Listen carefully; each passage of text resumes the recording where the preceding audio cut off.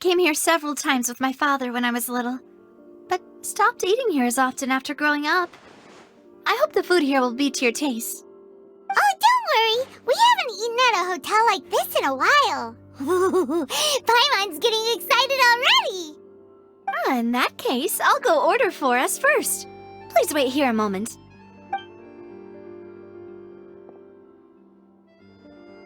Ooh, everything looks so good! People in Fontaine sure know how to enjoy life! Why, of course. Go ahead, try whatever you like. If the food's good, I'll make a group reservation for the rest of Spina di Rosula next time. And if it's not? Well, then I'll still bring everyone. Albeit with only one dish per table. You, sure have your own way of doing things. Oh, we called this a farewell meal, but we could also treat it like a victory feast, right? We did just win that case after all. Oh, true. Very true. In that case, boss, we'll have another 2 dishes. Huh? Paimon didn't mean that you had to order even more food.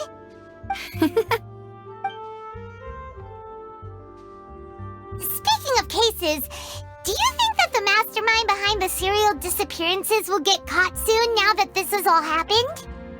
Well, we've certainly taken a big step forward, but I feel that's about it. We know that there's an organization that means to dissolve these young women, but we still don't know what they are really after. If it hadn't happened right in front of us, Paimon wouldn't have ever believed that a person could be dissolved like that. Right? Yet it was because this was such a preposterous notion that the investigation could never really move forward before. Ugh. If only that guy could have finished speaking! We were so close to hearing who was behind it. In such investigations, even the smallest step can seem like a yawning chasm if the trail of clues is cut off. To be honest, I don't have high hopes for any follow-up that the authorities might conduct. It's not that I don't have faith in their ability, it's just that a different perspective is required in some matters. It's easy to guard against and deceive a single narrow perspective. A shift in thinking is required at such times in order to produce a breakthrough, which is exactly why the Spina di Rosula exist. Those highfalutin folk are not all-knowing. That's why we exist, to seep into the cracks where filth falls through, where their watch fails them. That's the kind of problems we solve. Seems Paimon thought things were simpler than they actually are. It's all right. Well, this was supposed to be a farewell meal, so I doubt you have further interest in this business, right? Let's talk about something else. Like, what are your future plans? That's true. We didn't have a chance to speak to her after the trial ended. It didn't really seem like the right time or place to do it anyway. I see. So, your primary objective, which has been foiled so far, was to have a chat with the Hydro Archon. I've heard that there's a long line of people waiting to meet Lady Farina. I suspect you'll be waiting for quite a while, considering that you missed your chance today. Yeah, we've heard that she's super popular here in Fontaine, and that it'll be tough getting any of her time. Well, would you consider some more, unique ways? Perhaps even methods of, let's say, questionable legality? Guess that's Spina di Rosula's boss for you. Chock full of sketchy ideas. Well, what did you have in mind? Well, one way would be to infiltrate a performance troupe at the Opera House, only to abandon your act at the play's climax and ask to speak to her after the performance. I'm sure Lady Farina would be eager to see the ending, and would agree in order to finish watching the play, don't you think? Could you suggest something a little more practical? This plan seems pretty hard to pull off. We'd have to go learn how to act, and acting's really hard. All right, here's another. Find a way to conceal yourselves under her bed. Then wake her up in the dead of night and demand answers. Don't let her go back to sleep until she answers all your questions. I I can personally testify that this one works. When I'm sleepy, I'll do anything as long as I can finally get some sleep.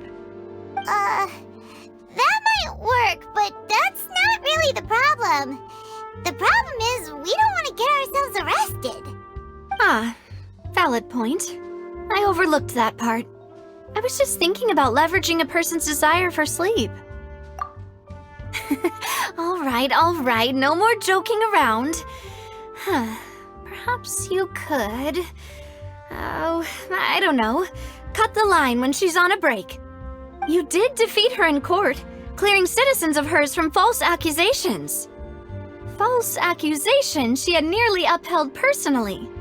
I imagine that she feels quite ashamed about the whole thing. You mean that if we catch her while she's on a break, she might be too embarrassed to refuse? Oh, that does make some sense. Why don't we give it a try after this meal? You know, strike while the iron is hot and all. Huh? Paimon, did you drink my Fanta? Was this your drink? Sorry about that. Paimon wasn't really paying attention and the cup was right next to Paimon. Would you like to order another? No, it's fine. We're just about done here. Alright. Honestly, Paimon wouldn't recommend Fanta anyway. It tastes kind of salty and icky. Is that so? Huh. Well, in that case, we'll have to blacklist the Fanta here then. If we're all finished eating, then I'll go pay. Yeah, we're stuffed. Thanks for the treat, Navia. Oh, so full. Paimon can barely float anymore. Can't you see Paimon's barely an inch off the ground? Okay. As for expenses this month, we're left with...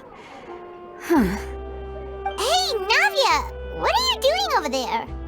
Oh, nothing. It was just a meal, you know? Nothing the Spina di Rosula can't cover.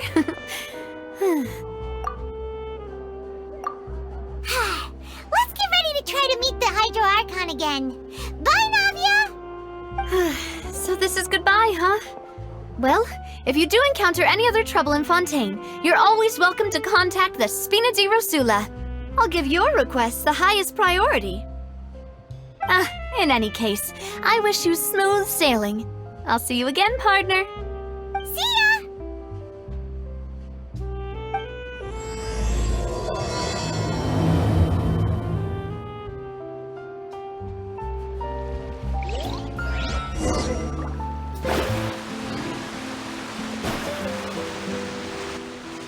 There aren't many people around anymore.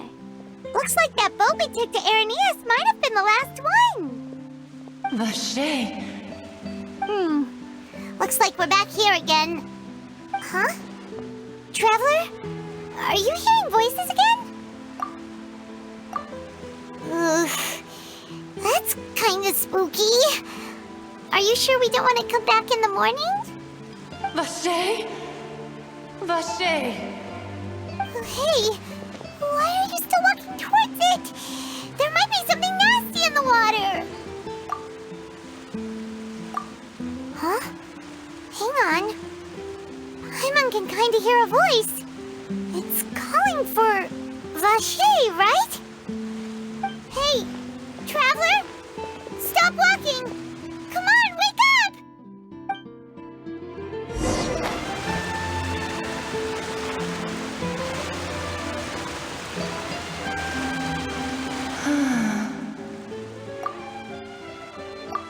Vache, are you... my dear Vache? No, wait. You seem to be someone else. Do you know Vache? Do you know where my love is? Wait. Who am I? I'm very sorry. I fear I do not know. My memories feel like they have been washed away like a flood. So many fragments dissolved amidst the tide, never to be recovered. How much have I lost? How many things that I once held dear while on land have I since forgotten? Yes, that is what I was once. But now, I am but the consciousness of one who has lost their form. I do not know how I came to be like this either. I only vaguely remember being covered in light blue water, and then all grew dim. I also remember going to many places. I loved adventure, loved exploring places of peril. No matter where I went, Vacher would go with me. I knew how dearly he loved me, and I also loved him equally as much. But now, we can no longer go back. The pain of such parting, I never knew how heavy it could be. No, our reunion no longer has any meaning. There is no way for us to create any new memories. The thought of me gives him no succor. So let it lie forgotten beneath the waters. If you meet Vacher, tell him not to look for me. Tell him to move on. That is the only thing I still remember. Perhaps that is so. As I was submerged in the waters, losing consciousness, I saw Vacher above the surface. His eyes were filled with such sorrow, such longing. If only I could have comforted him, told him that I did not suffer. Indeed, I had felt a great warmth. Is that what you call it? Dissolving? If anything, I consider it a form of release. It was a state of neither fear nor frenzy, with only an endless peace, like the water's still surface. I could also liken it to being a thirsty person who drinks water for the first time, and only then sees how they have lived for so long in a world of endless want and anxiety. I think I hear your companion. It's time for you to go, I think. Farewell, then. I am glad that you were able to sense my presence. Remember, if you see Vacher, tell him not to seek me out any longer.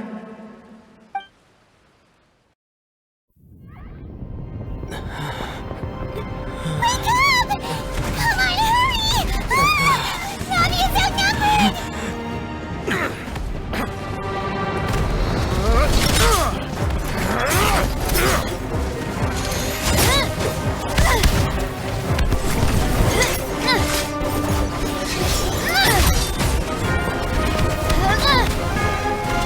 Someone's out! Look out!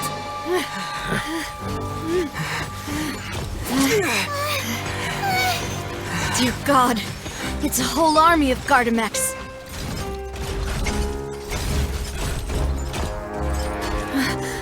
Chlorand?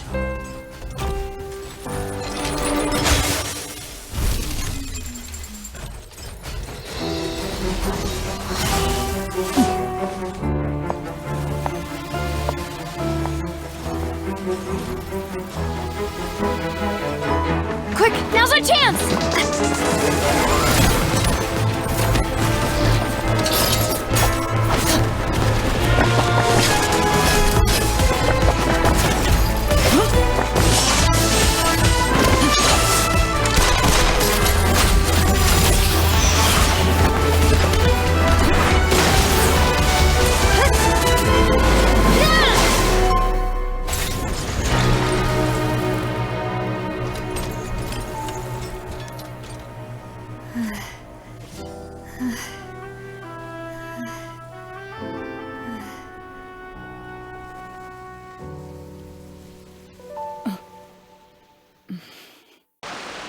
I should thank you for lending us your sword there, Chlorand.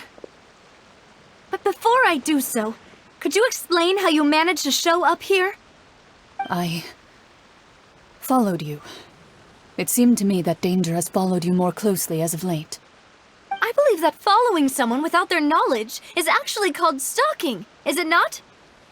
Mr. Callus's last wish was for me to ensure your safety, and I will not betray his trust. He would do the same, were he alive today. Do not speak of my father! Sorry, demoiselle. I was not strong enough. Thank you for your aid, Miss Clorand, but do keep an eye out for your manner of speech.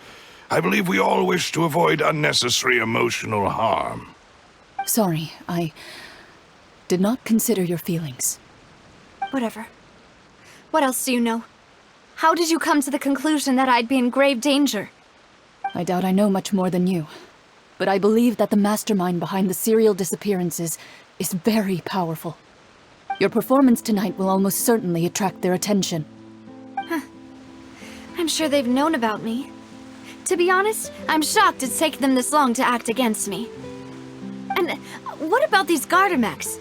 I thought only those associated with the Maison Gardiennage could control them. None of these mecha have serial numbers. I was sure to check a moment ago. They are not the ones used by the authorities to enforce the law. I can only conclude that some powerful or wealthy party must have obtained them via illegal means, deploying them as a private force of sorts. What? Your point being that they're out of Spina di Rosula's league, then? Yes. Be careful, and do not act rashly. I will continue investigating no matter what. We will bring the truth to light. That's my father's true last wish. Regardless, thank you for your help today, Clorand. But if you get any ideas, tell me first. I don't much appreciate being followed. I do not think that they'll strike again anytime soon. So I shall stop following you. Good day, all.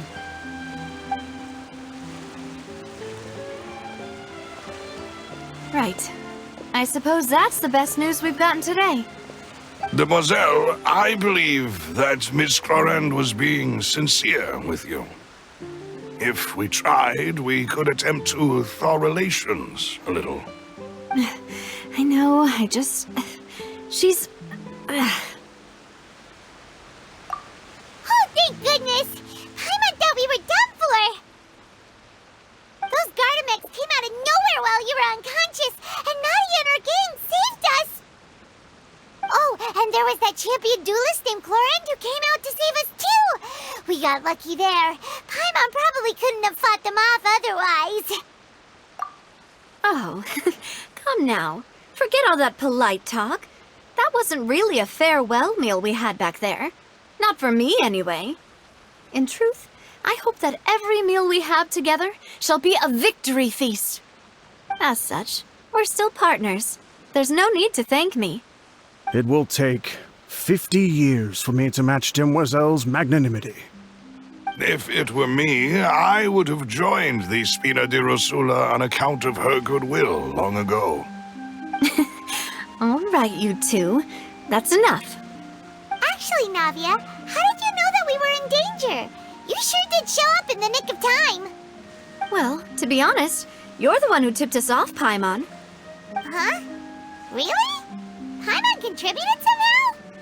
Ooh, Paimon's even more amazing than she thought! Yes, all thanks to you grabbing my drink by mistake. How did that help? After we parted ways, I was on the way back to one of our bases when I suddenly thought of what you said. That the Fanta tasted kind of salty and icky. Fanta only comes in sweet flavors, so how could it have tasted salty? The color of the drink, if I recall, had also been a bit off. So the Fanta had been spiked with water from the primordial sea? Yes. So, if you hadn't drunk that cup for me... Spina di Rosula is preparing the grandest of awards for you as we speak for saving the boss. Huh? Really? I sent people to Hotel de Boer to investigate, but whoever did this left no trace at all. That's when I figured out that you might be in danger and hurried here as quickly as I could. What? Why would they go after us too? All we did was defend Linny in court and help clear his name! Ugh, now we're caught up in this mess too, aren't we? Well, You did foil a plan that they were probably pretty proud of, and almost got their name in the process. Speaking of which, did anything strange happen when you drank the primordial seawater? Well, it can't be a coincidence that the traveler fainted just now. He said that he heard that voice calling for Vache again. Oh, and this time Paimon heard it too, but it was real faint. Does this situation have to do with the primordial seawater then? Does that mean the primordial seawater raises someone's sensitivity to hydro when it's used on people who are not from Fontaine? That doesn't sound like too much of a bad thing, to be honest. New intel? While you were out cold? Well, let's hear it, shall we? Oh, that is important. Vache. That name doesn't ring a bell. I suppose he hasn't stepped forward as a witness in court lately. Since he saw that young woman dissolve, he was at least at the crime scene. But he never gave testimony or any information regarding people dissolving in the primordial seawater. Could he have been threatened? Yes, thank you. This is very important information indeed. We will continue to investigate. Oh, you mean you'll help us investigate? Well, you did say that our farewell meal didn't really count. That means we're still partners, right? And besides, we're in this now whether we like it or not. You're not gonna let those people who targeted us get off the hook so easily, are you, Traveler? Demoiselle, do try not to look quite so pleased. You are the face of Spina di Rosula, after all. You talk too much. Well, in that case, let's head back to one of our bases, shall we? I'll arrange accommodations for you. We also have some plans to go over, and hopefully we can deepen our bonds as partners. But we'll take that one step at a time, I guess. Don't worry, you two. With us around, our base is definitely secure.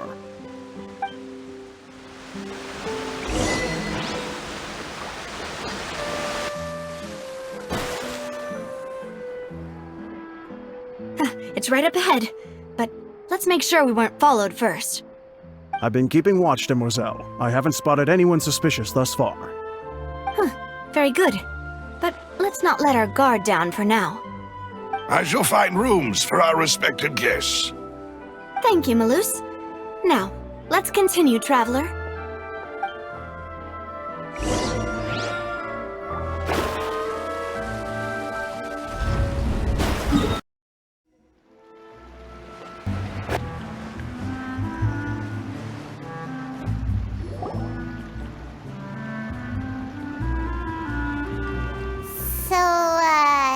This is your base? It's not quite what Paimon imagined. Your accommodations have been arranged. Under the present circumstances, I can confidently say it's the best we have.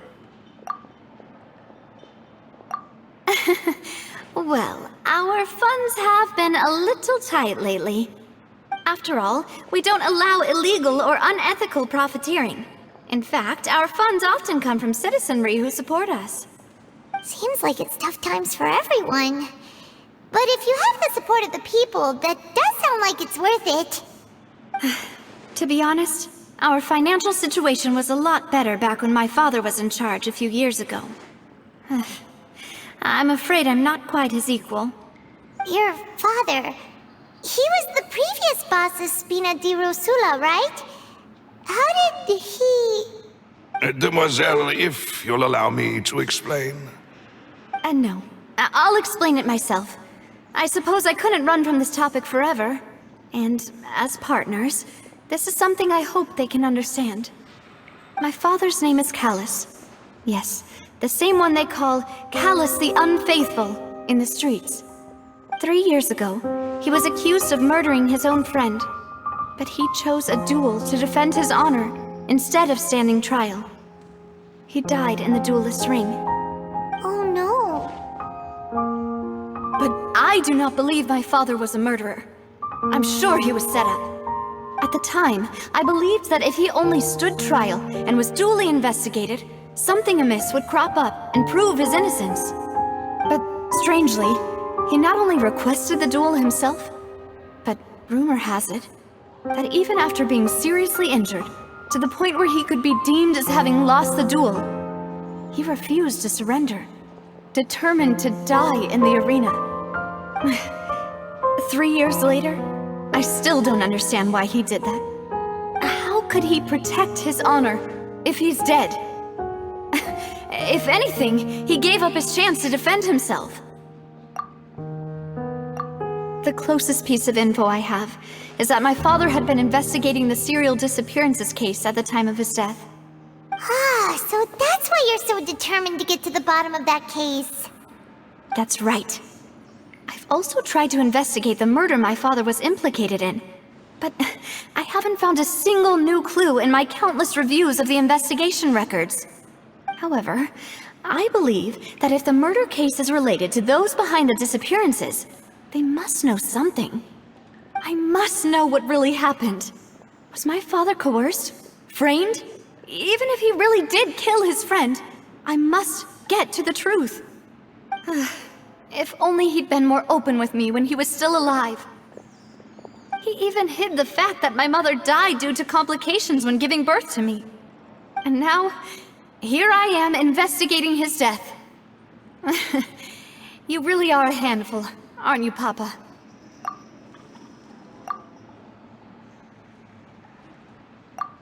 Demoiselle, please, if there is anything I can do, anything at all. I also will never believe that Master Callus murdered anyone. There are none whom I respect more than the two of you, Demoiselle. Master Callus did so much good in life, yet all it took was one murder case for him to be dubbed Callus the Unfaithful.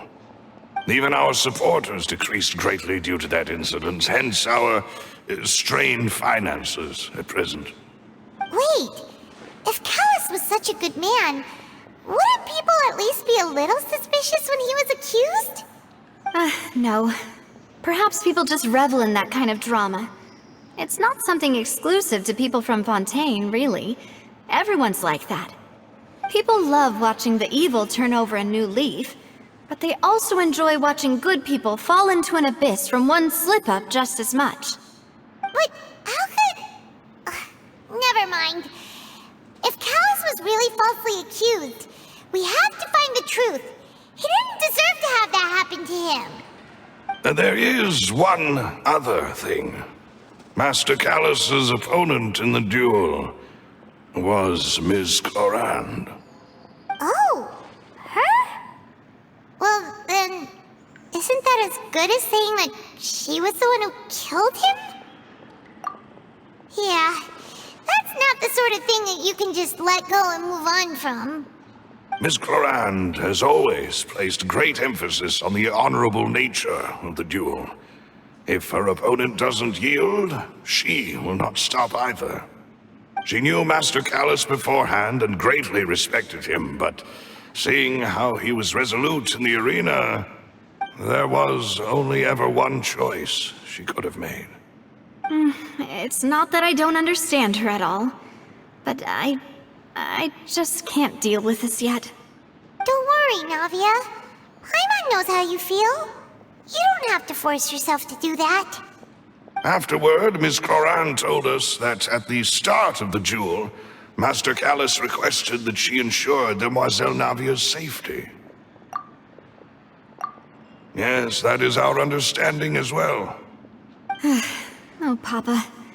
What madness drove you to ask the person who killed you to take care of me? All right, anyway, that's the information I wanted to share with you.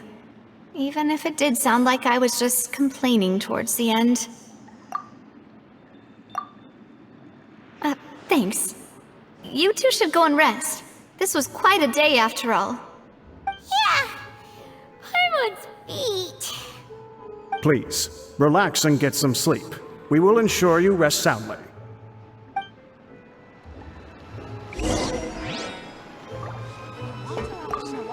Whether it be responsibility for Spina di Rosula or Master Callus's death, it all landed on Demoiselle's shoulders so suddenly. This won't do. I must become stronger.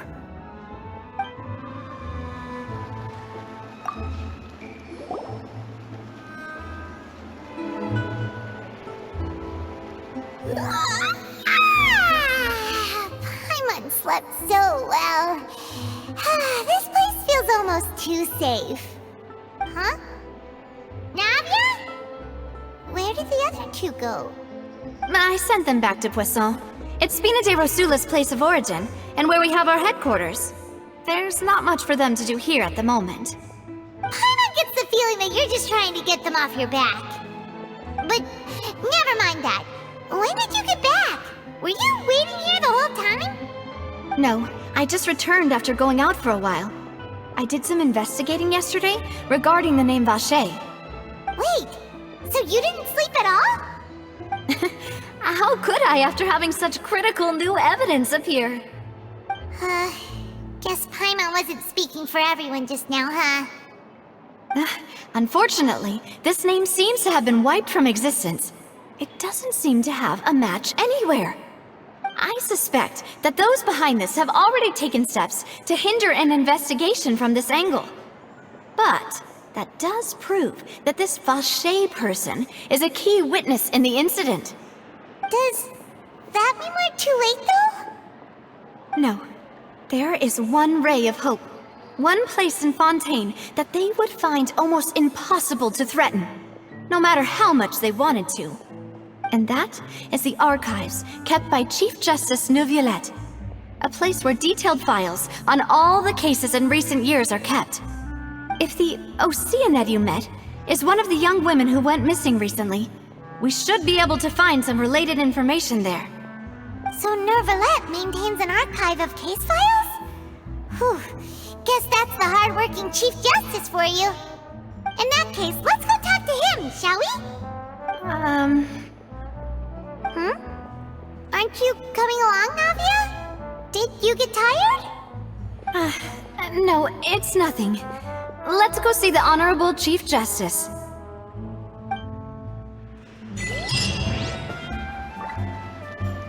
The Palais is right up ahead. Come on.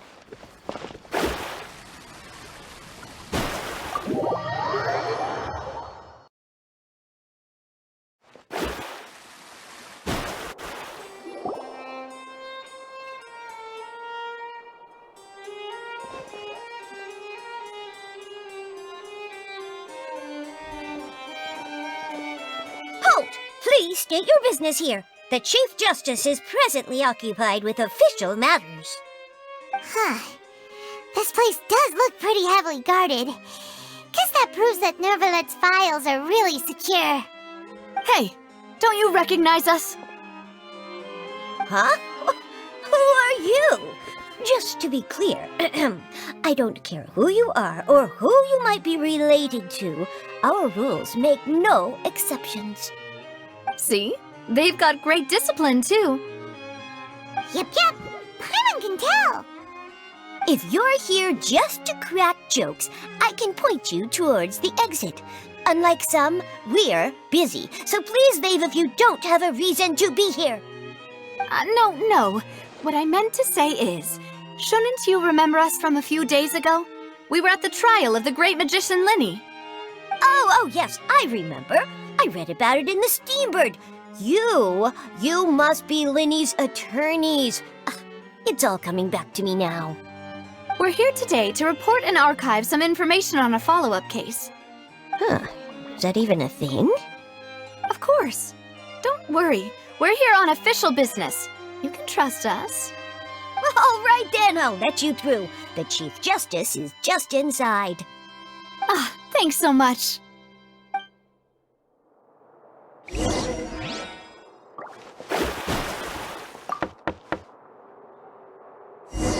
Please come in. Sorry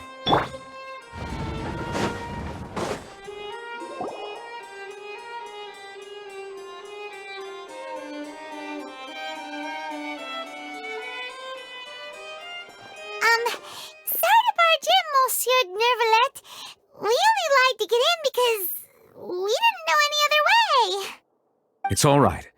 Please let me know how I may be of assistance to you. So you're not mad at us? We're looking for a man called Vacher. He may have been an eyewitness in the serial disappearances case. If we can find him, we may be able to unearth some key information on the case. Ah, I see. In that case, please wait here a moment while I browse through the files.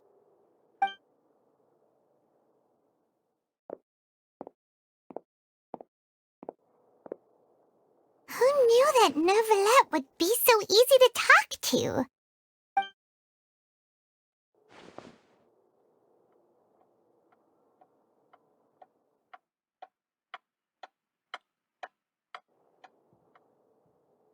Unfortunately, I'm quite certain that no one by the name of Vacher has been involved in any case, criminal or civil, in the past several years. There are no records of him either in the files or in my memory. Traveler, what if it was really just a dream? Is that so? All right then. Thank you so much, Monsieur Neuvillette. We'll take our leave now. Ahem.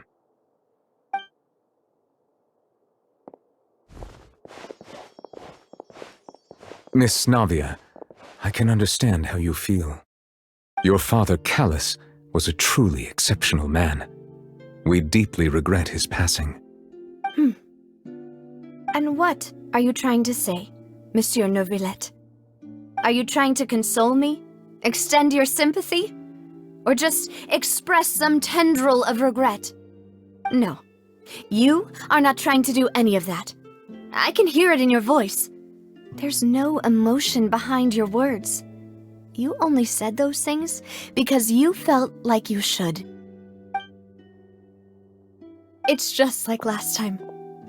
After my father took his place in the duelist ring, I pushed through the guards to talk to you as a last resort. You even told me then that you thought there was something fishy with the case, yet you still allowed the duel to go ahead. In your eyes, the value of a human life is nothing compared to those cold laws you hold so dear. If you truly regret my father's death, then why didn't you call a stop to the duel? Why didn't you give me the power to stop him from throwing his life away? Why did you just let him die, despised and hated by all? Everything was hanging on a thread at that moment. Just the tiniest effort could have changed everything. There are still so many things I never got to tell him. So many questions he still owes me answers to. If you really have no heart, then just look me in the eyes. I, Navia, will show you the true meaning of regret. I'm sorry, Miss Navia. You and my father are truly alike. You keep all kinds of things in your heart and never say a word to anyone. It's not so much that you can't feel, but that you would never express anything. Oh well. In any case, everyone already knows full well the apathy of the Chief Justice. My apologies for taking my emotions out on you, Monsieur Chief Justice. Let's go, Traveler and Paimon.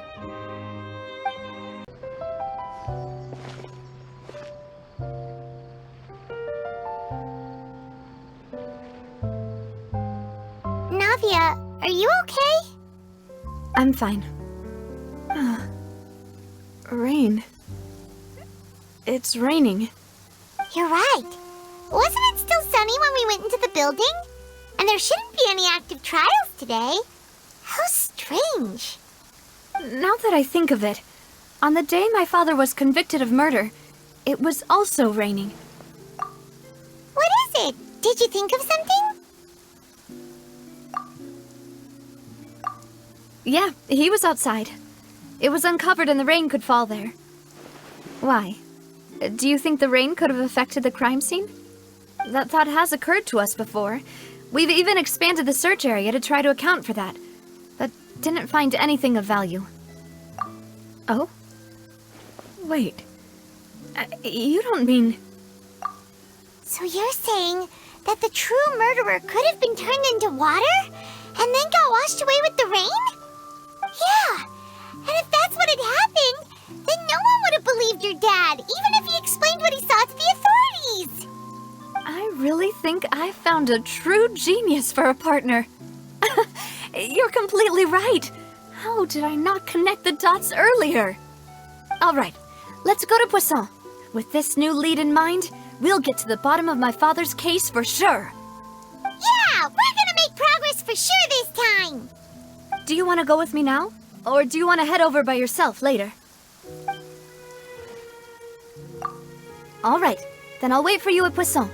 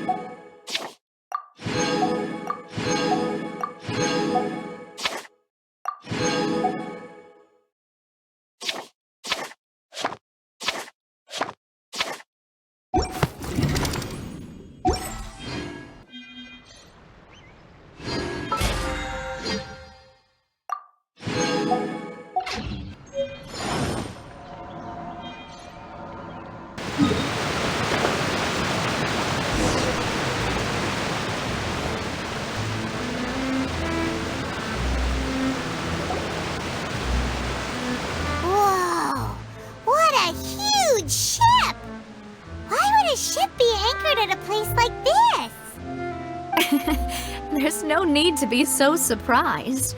While it may look like a ship, it's actually Spina di Rosula's headquarters. My father was the one who asked for it to be built like this. Perhaps our taste in exterior design is the only thing we occasionally had in common. A gigantic and glamorous ship embodies discovery, opportunity, ambition, and conquest. It symbolizes Spina di Rosula's bright and limitless future. And Paimon thought you were bluffing when you said Spina di Rosula had a glorious past. Paimon was confused why a group with such a history would live in the sewers. But now that Paimon has seen this ship for herself, she's been convinced.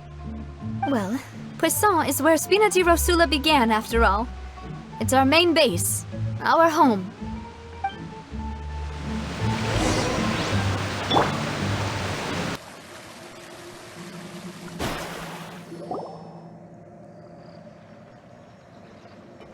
Melus, we're back! Apologies for the wait, demoiselle, and our most important partners. You said before that you still had some business at the court. What brings you back to Poisson so quickly? About that. It's because my partner here reminded me of something really important. You see, what if my father's case had something to do with water from the primordial sea? You still remember, right, Melus? On that night, it was raining? Yes, the case was quite similar to that of Mr. Linney's. Both were what you'd call impossible murders. Could you tell us a bit more about what happened before? Yeah, of course. Many years ago, something called synth began to gain popularity in Poisson. At a glance, it was a kind of drink that could excite your mood and produce many pleasant hallucinations. Wait! Didn't that guard guy who turned into water also mention that the primordial water could be used to produce some kind of potion? Yes, he did. Considering what we know now, it's almost certain that synth is created using water from the primordial sea.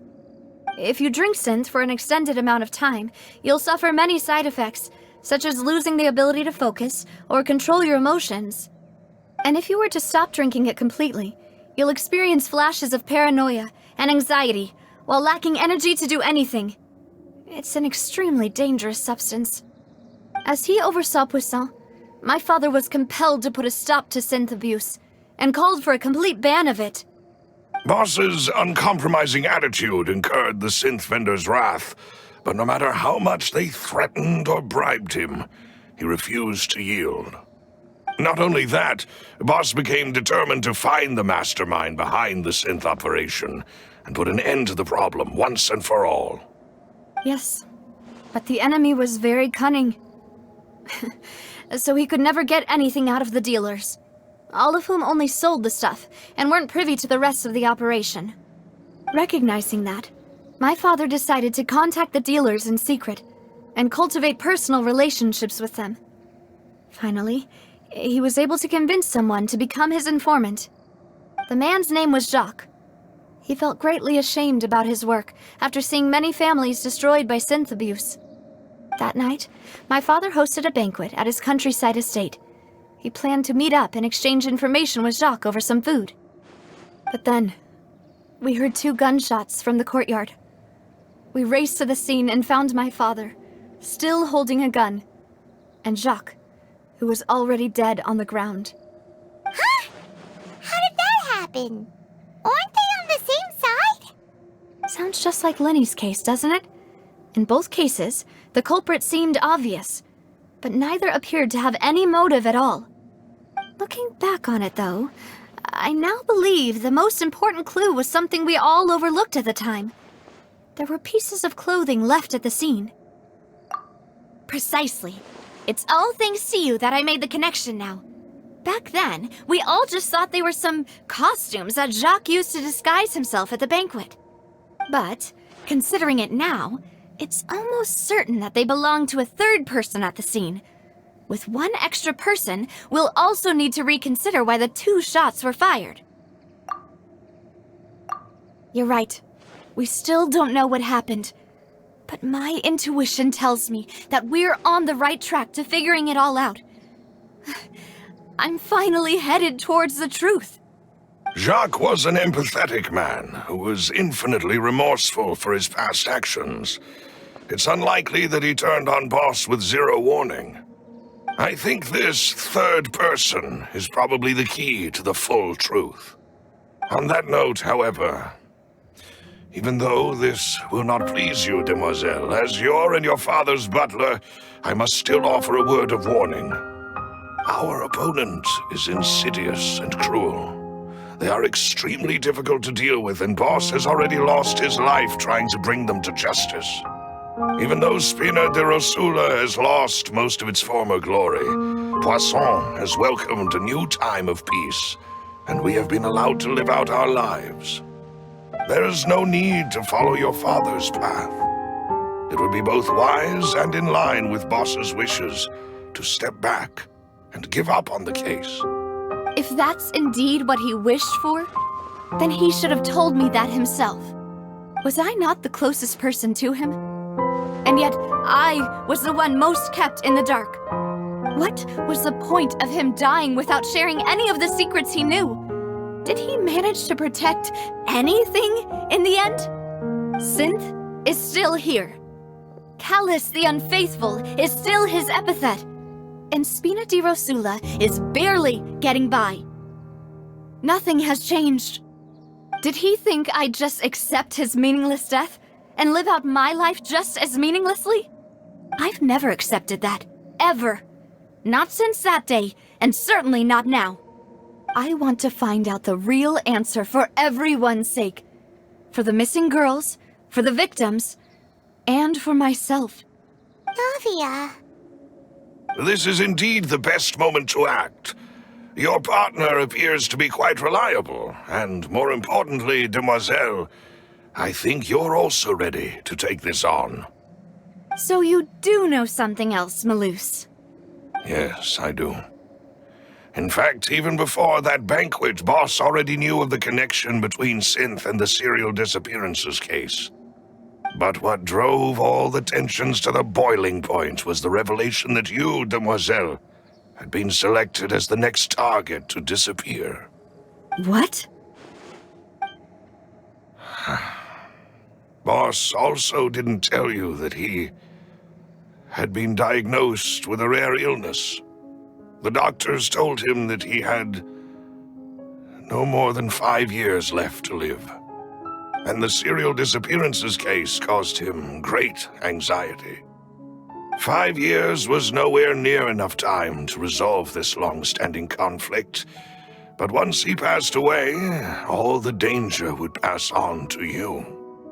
Knowing all of this, he decided to use one final intimidation tactic before his death. He claimed to have already gotten his hands on some key incriminating evidence for the other side, and even told some members of Spina di Rosula about the details. But as long as you remained safe, he would not share the evidence with the public. If something were to happen to you, then he and all those he told would immediately expose all they knew about Synth and the disappeared victims. Right, so nobody would be able to get off scot-free. As we've seen, Boss's tactic has worked. Even though Boss has been gone for a long time, the other side has not tried to take Demoiselle's life. No, I don't believe it. He never appeared to look sick to me. No father wants their daughter to see them weak and haggard, especially someone as proud as Boss. To him, dying in a duel and suffering lasting dishonor as the unfaithful were still far preferable than losing face in front of his daughter. So he chose to die in silence, so that he could protect me. I'm afraid you're not understanding this correctly, Demoiselle. What Boss wanted to hand to you was not a parasol, but a sword. If Boss's spirit could hear you telling me that you want to find the answer for the sake of everyone involved, I'm sure he'd be extremely proud. That fool. Couldn't he have just given it to me straight? No. He might have set up everything precisely because he never thought I'd be able to understand him. Is that the amount of confidence he had in me? And what if I was never able to make it to where I am now? Yeah. I suppose that's true. With the way he'd set things up, if I had wanted, I could have just lived out my life without a care in the world. But thankfully, he rarely talked to me about complex matters, and thus understood little of me as a person. In this case, he really didn't need to give me an easy way out. Maloose, what was the key evidence that he shared with you? It's the location where Synth is produced. Essentially, it's the enemy's headquarters. When he was threatening the enemy, Boss didn't share the specifics of the incriminating evidence he found. But if you want to use it against the enemy, you'll still have to take several things into consideration. Why? If we know where the place is, can't we just go storming in? You mustn't forget that we're fighting against a mysterious and dangerous organization that's been in operation for decades. There's no telling what might be lying in wait at their headquarters. We also have no idea what kind of evidence we may be able to find inside, nor what people we may be able to capture. But a single visit to their headquarters would be tantamount to a formal declaration of war. The worst case would be that we leave empty-handed, but also open ourselves up to full retaliation. Then, in that case, why not work with the Fontaine authorities? Well, you saw one of them dissolve during Mr. Linney's case. We have no idea just how thoroughly they may have been infiltrated. Huh. That's true. Seems my father really had no choice. But things are different now. It should be a lot easier to prove the other side's guilt, now that we've connected Synth with the disappearances case. You sound like you've put a lot of thought into this, Maloose. I am the butler, after all. I live but to serve the boss and Demoiselle's will. I've always been willing to take on any kind of risk for your sake. But considering my relative lack of ability, I've spent my time keeping secrets, performing basic investigations, and waiting for the right time to come. Thank you for all of that, Maloose. Have you discovered anything new in the past few years? Let me think. One conclusion I came to was that the enemy must be quite familiar with Spina di Rosula, or at least have an informant planted here. When I announced orders to the organization's members on Demoiselle's behalf, I used to deliberately keep a few people in the dark and observe the reactions of the synth vendors. If the vendors didn't change their plans, then the individuals informed of our orders must be innocent. If the vendors packed up and fled, however, then someone must have given them the news. After several rounds of testing and investigative tracing, I've narrowed the suspect list down to 3 people. The first is Florent, Spina di Rosula's senior advisor. Huh? Florent? Yes, surprising, isn't it? He was one of the people Boss trusted the most, which also means that he was someone who understood Boss really well. Thanks to his position within Boss's innermost circle, he always knew our upcoming plans and could thus avoid capture this whole time. There's someone else like him too. Marcel, the head of Confrérie of Cabrières. Uncle Marcel. It's a guild in Poisson. Boss helped it to grow to its current size and prominence. In the beginning, they were only reselling some daily goods, but now they're one of the richest guilds around with a lot of business connections in the city. So, they're like a sister organization of Spina di Rosula? Yes, you can say that. When we were fighting against the synth dealers, they provided us with plenty of support. It's a bit difficult to imagine someone using their own money to hunt down themselves. The final suspect is Thierry, the man responsible for coordinating information between Spina di Rosula and the guards. Although the guards mostly leave us to our own devices, there are still many activities we have to report to the local authorities. Since Thierry is always in the know about our current activities, he could theoretically always plan one step ahead. I see. These are all people who I communicate with quite regularly. To think that the enemy we've been fighting against has been right next to me all along, among those I trust the most. It's almost too hard to believe. If you want to investigate them, please take every precaution to not alert the quarry. Judging from our experience, the enemy is extremely cautious. Of course. And thank you, Maloose. You've provided us with a lot of great information. You're too kind, my lady. I'm just doing my duty. And before I forget, proving Boss's innocence would also mean clearing him of blame in Jacques' death. After that incident, Jacques' wife and daughter were taken into the Spina's care. They still live in Poisson today. If it might help, you could also pay them a visit. I can make the necessary arrangements. Oh, thank you so much, Maloose. You really are the best. A new case awaits, my dear partner. I hope we can work together to uncover the truth and end this case once and for all.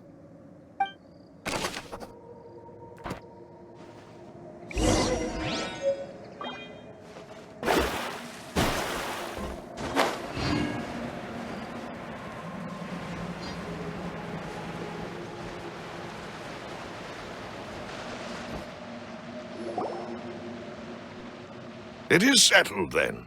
Please excuse me, and enjoy your conversation at your leisure. Thank you for arranging everything for us, Malus. Excuse me, miss. Do you need anything from us? Oh, Hey, Navia's all quiet. This isn't like her at all. I'm sorry that I only came to visit after all this time. After what happened, I didn't know how I was supposed to face the two of you. Ah, if it's about that, there's no need to apologize. After my husband died, Spina di Rusula sent us a lot of mora and support. I understood your guilt and apology to be genuine. But aren't all of those things nothing compared to the loss of Jacques? I can understand the kind of pain that comes with losing a father so needlessly. You don't understand at all. I didn't know how to face you, because I didn't know what I could possibly bring as a consolation gift. I know only the full truth could bring closure to you. And to all of us. I'm sorry. I appreciate the sentiment, but you don't have to carry all that guilt. On the matter regarding my husband, my daughter and I have more or less found our answer already. Would you mind sharing it with me? I really can't believe that my father could ever bring himself to shoot Jacques. I always knew that my husband's money was earned through others' suffering. He told me countless times that if he could turn back the clock, he would never go into the synth business again. He had many regrets, and felt that he took the idea of providing for his family too literally. For the longest time, he thought mora was everything. So when Mr. Callis came to him with a proposal, he accepted it almost immediately.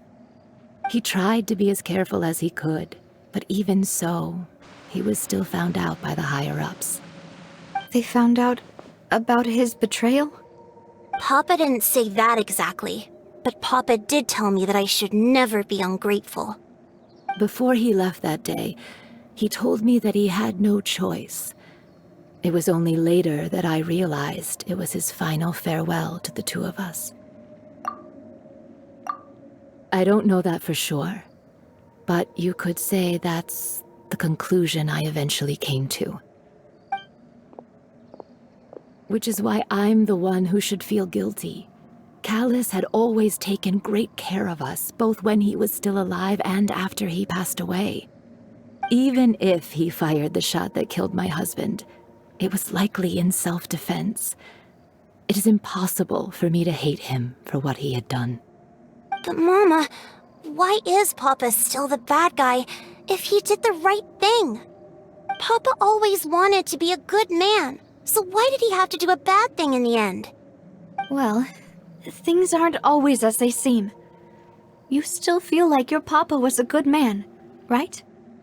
Yeah, Papa was a really good man. The best in the whole world. Then you should hold on to that. If a good man had to do a bad thing, then he must have had his reasons. Regardless of whether he left you a parasol or a sword. He must have done so to give you a better life. Oh. Thank you for everything you've told me. I will definitely find the truth. The current state of things is not something I'm willing to just sit back and accept. Thank you. I'm very grateful to hear this from you. Even though your personality is quite different from your father's, your determination when you speak is really similar. You really think so? That's the first time anyone said that to me.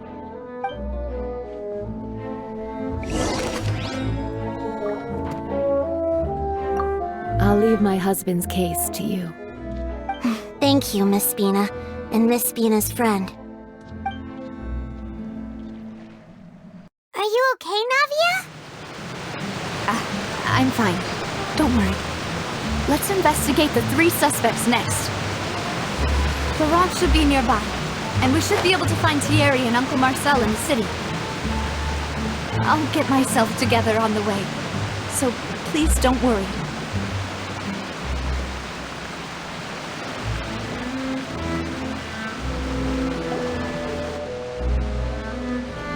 Greetings, boss. How may I be of assistance today?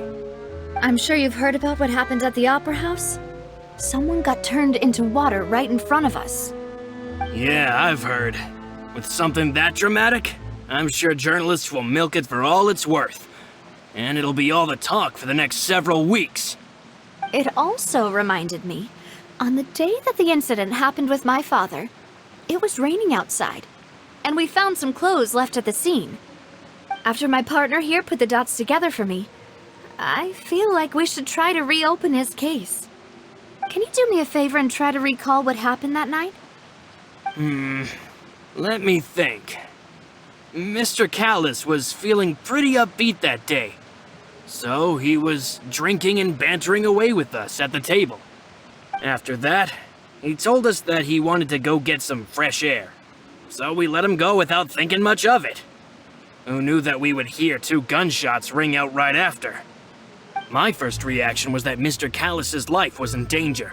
So I grabbed my holster and made a mad dash toward the scene. But when I got there, it was already too late. Mr. Callis was standing over a dead body with a gun in his hands. All we could do was look back and forth at each other, not knowing what to say. So you also remember 2 gunshots then? Indeed. The guard said that the first shot didn't hit anyone, while the second killed Jacques. But I've never really bought that explanation. Reason being, Mr. Callis had left his gun on the table.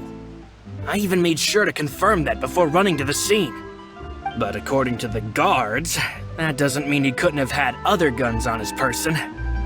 About the clothes left at the scene that you mentioned, do you think there was a third person there who was turned into water? At least from our perspective, my father had no reason to kill, so he would also have no reason to bring an extra gun with him. The gun he was holding probably belonged to Jacques, or a third person on the scene. Yeah, that makes a lot of sense. So you're saying Mr. Callis ended up with the gun because he seized it from one of the other guys? But hold on. If that's what had happened, then why didn't he share the truth with any of us? He didn't even want to face the Oratrice machine, and chose instead to prove his honor in a duel.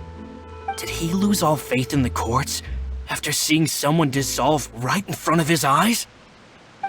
About that, Malus told me a thing or two, so I think I can understand why he committed to the duel.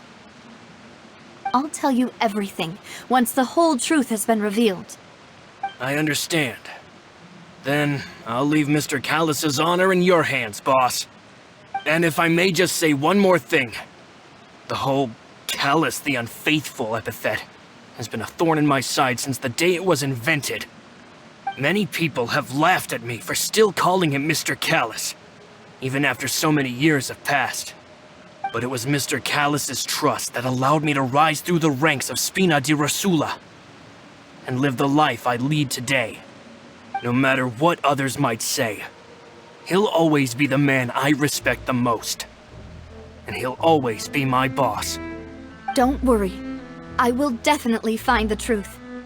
You and all our other comrades at the Spina deserve to know the truth as well.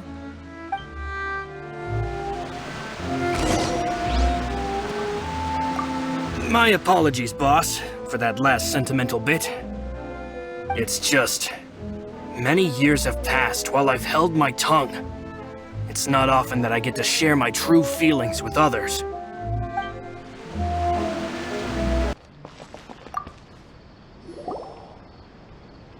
Hey, Thierry, it's me. Oh, now, what brings you here, Miss Navia? I've heard that you made quite the name for yourself at the Opera House. Oh, so you've caught news of that already. Oh, okay. Hey, I'm also a member of the guards, you know. The way you make it sound, people would think I was sent off to Poisson because I had done something wrong. Are you sure there isn't a little bit of truth in that? Under normal circumstances, shouldn't you have been called back to the city already? I mean, where I work is really up to me. Let's just say I enjoy the ambiance of Poisson. Callis did a fantastic job running the town. building Spina di Rosula from the ground up and clearing many obstructions in my way. It would be next to impossible for me to find a similarly easy but high-paying job in the city. Anyway, enough chit-chat. Are these two friends of yours? You, here for some formal business? Yes. These two are my partners. What happened at the Opera House made us realize that Linny's case and my father's may be related. We're trying to reinvestigate the details of my father's old case. Ah, I get it. You think there might be more to the case now that we know people can be dissolved into water, right? I was also flabbergasted when I first heard of it. If you want to go through the original files from your father's case, I can help you look for them. That'd be much appreciated. Thank you. Actually, I have another question. Do you have the authority to dispatch Gardamex? Of course. Without them, I couldn't possibly handle Poisson on my own. Why do you ask? We definitely can't use them to forcefully get more evidence for your father's case. Well, you see, just recently, we were attacked by a horde of unnumbered Gardamex in the city. So, if you hypothetically wanted to do something against me, all you would need to do is get rid of the mecha serial numbers and send them after me. Then you think too highly of my abilities. Dispatching mecha is very different from controlling them. If I had to make an analogy, when you order a dish, the chef will make it for you. You can ask the chef to cook, but not to massage your shoulders or carry your baggage. If you try to make unreasonable demands, the chef would just think you're out of your mind and ignore you completely. The same goes for me and my Gardamex. Removing a serial number is also not as easy as you might think. There are a lot of complex steps to it, and it's almost impossible to keep it a secret. So I can promise you, those mecha were definitely private units. They're certainly not cheap. So, whoever their owner is must be super rich, powerful, or both. Now that you mention it, though, being in the synth business would definitely be profitable enough to afford this. Oh, then you're officially in the clear, Thierry. Oh, well, thank you for the vote of confidence, Navia. Jokes aside, I'd like to wish you all the best with your investigation. I'll be staying in the city for a little while, so just come find me if you need any support from the guards.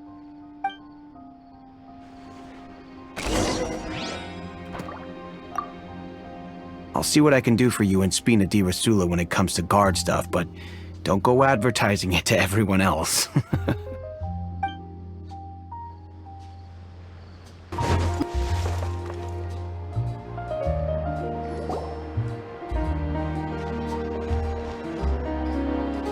Hello, how may I help you? I'm here to see Marcel. Could you please let him know? You can just say Navia's looking for him. Sure, I will let him know right away.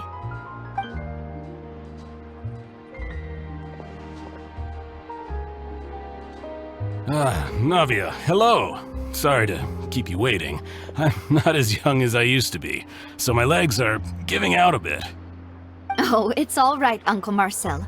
There's no need to stress. I just wanted to talk to you briefly about what happened in the Opera House. I'm sure you saw everything too, right? Yes, I've never seen anything so strange. Oh, you were at the Opera House too? That's right. I went there with Navia to see the magic show. Who knew it would turn into a whole murder mystery? I also witnessed your marvelous sleuthing work. Quite impressive. To beat the Hydro Archon at her own game on her own turf, I can already imagine everyone in Fontaine discussing your exploits over a few glasses of wine. Oh, Paimon doesn't want to become the talk of drunkards. Apologies. It's just how Fontaine is as a nation. Everyone loves drama and theatrics. Uncle Marcel, you've also noticed that other thing, right? The fact that humans can dissolve in water? Yes, I was reminded of your father's case right away. Is that what you're investigating now? Exactly. I still don't have much solid proof, but I can sense that the other side has already begun to act. Oh, and what makes you say that? We were attacked on Araneus by some unnumbered Gardamex. And there was also an attempt to get me to drink water from the primordial sea. If not for the vigilance of my partner, I probably wouldn't even be here talking to you right now. Oh, you're giving us too much credit. Wasn't it you who protected us? Alas, it seems things are heating up again. The peace that Callus sought so dearly will soon become a thing of the past. But rest assured, Navia, Poisson will always remain a safe haven for you. If you're scared, you can always return there. If anyone dares to lay their hands on you there, the Confrérie of Cabriere will use its funds to the last Mora to bring them to justice. Thank you, Uncle Marcel. But I don't intend to go into hiding. I'm going to strike while the iron's hot. Do you have any new thoughts on my father's case? About that. Sorry, my age is catching up with me, so it'll take me a while to recall my memory. The Confrérie was responsible for that banquet, so I was out and about the whole time making sure things were running smoothly. I didn't even have the time to drink with the guests. Then I heard the sound of a gunshot, and the rest was history. Oh, it's okay. No need to push yourself.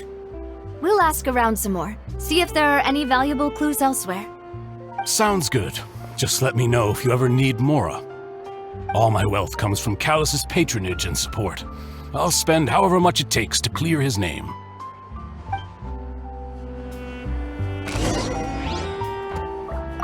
Alas, why do these kinds of things happen to the kindest people?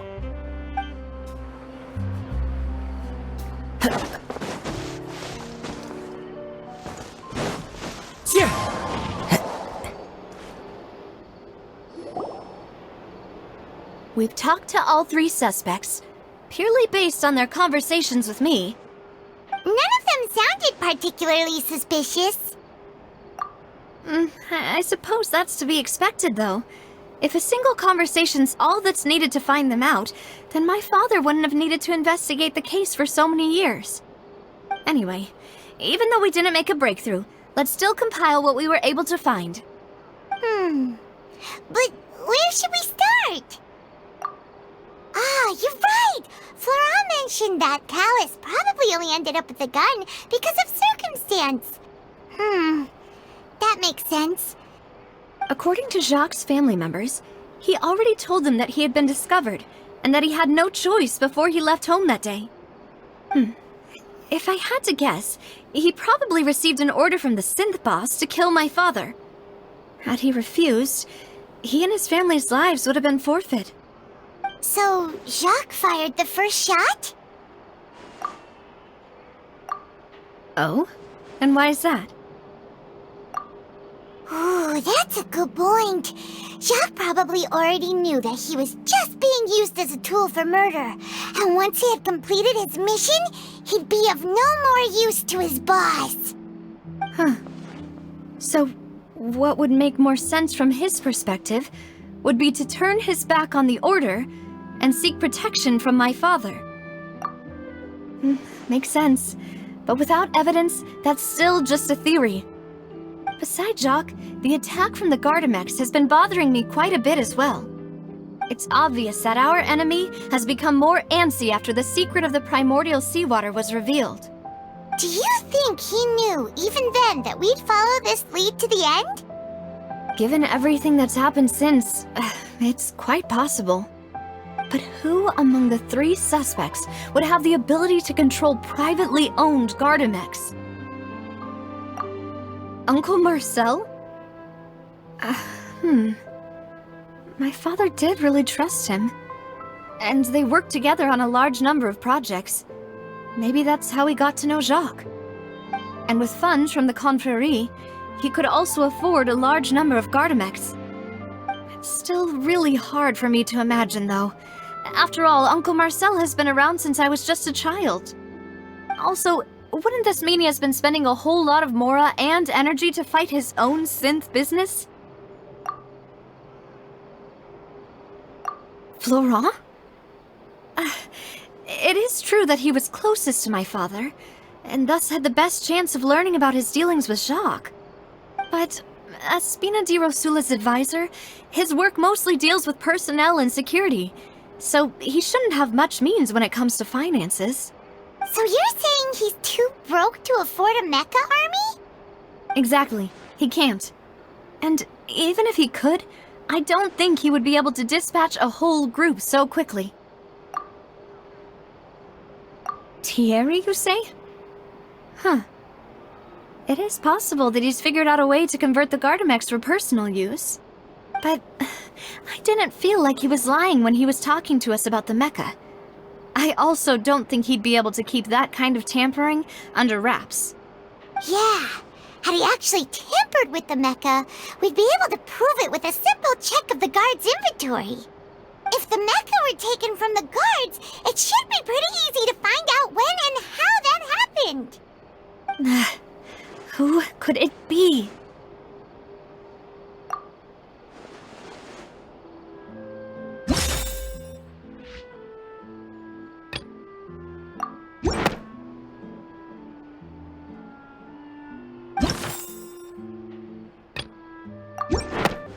You know, if you think everything through, Uncle Marcel is indeed the most suspicious of them all. Could we be missing other suspects? Malus didn't know about the people turning into water thing when he narrowed it down to these three, did he? Malus has always been very reliable, and his judgment of others' trustworthiness has been fair and well considered. When he laid out his case for the three, the rationale he gave me made a lot of sense as well. The suspect is knowledgeable about the Spina's internal affairs, has the means to dispatch Mecha to assassinate us, and possesses significant intellect and foresight. Even if I don't want to believe it, I'm starting to see how things could all tie back to Uncle Marcel. Well, we still have another trump card on top of all the theorizing and speculating. Yes, Malus did say that charging straight in there would be extremely risky, but we don't have any other options right now. We need far more solid proof before we can hope to go charging in on our enemy. Navia, here you are. Oh, I've been looking for you. Huh? Aren't you the guy from the guards? Did something happen? Yeah. News came from Irenaeus just after you left. We've got another trial on our hands. Wasn't that place built specifically for holding trials? What's so newsworthy about this one? I know. But they said the person they're putting on trial is a Fatui harbinger called Tartaglia. What? Is that someone you know? Yeah, we know him. Maybe even a little too well. Well, he's been accused of being the true culprit behind the serial disappearances case. It's absurd, don't you think? Wait, how?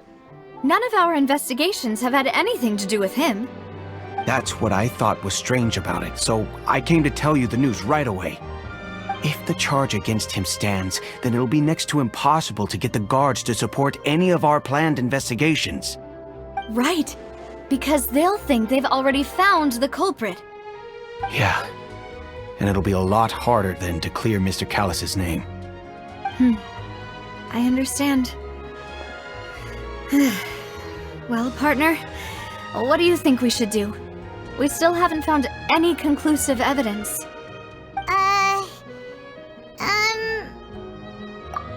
Huh? Split up? What do you mean? Just as expected of my partner. Since this is a trial about the serial disappearances case, the culprit's attention will be focused on Irenaeus, leaving his home base wide open. You're right. This is our best opportunity. All right then, let's do this. I'll stall them at the Opera House and charge Marcel as the true culprit. I won't have any chance of making that charge stick, though, unless we find more evidence. It'll be up to you to make it back in time and hand the decisive evidence to me. We'll help you, just like you helped us in Linny's trial. Demoiselle, please allow us to accompany you. I'm ready. Ah, Malus, Silver. When did you two get here? We heard that you'll be leaving Poisson and figured that you might require our assistance. It's our hope that your confidence will be bolstered with the two of us by your side. Thank you so much. Then, let's make haste for Irenaeus. Paimon, Traveler, I'll see you at the Opera House. See you then! Now that Navia has set out for Irenaeus, we should also get going. The location has already been marked on the map, so let's head over.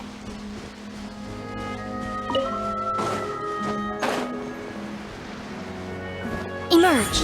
Right here. Right now. Huh. According to Malus's info, the synth production base is underwater. Let's go and try to find the entrance.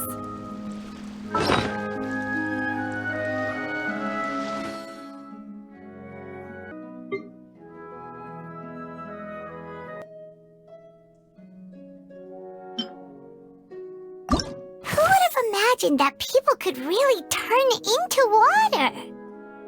Here we go again, trying to crack an impossible case. All proof and no motive. If Paimon was Jacques, Paimon would probably help whoever Paimon finds more trustworthy. Someone like the Traveler. Paimon doesn't feel like he was lying to us. He seems good friends with Navia. Could he really be the culprit? Navia called him Uncle. So it couldn't have been him, right? How could it be? He's so close to her. Has he been deceiving her all this time?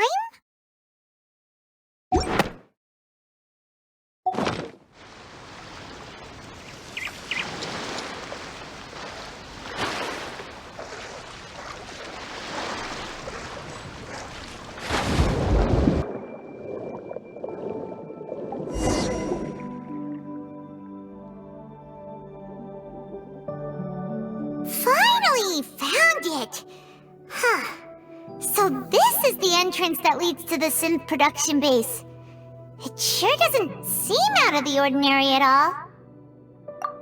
Ah, you're right. An important place like this is bound to have a ton of protective measures and mechanisms. Navia's probably arguing up a storm right now to stall for us.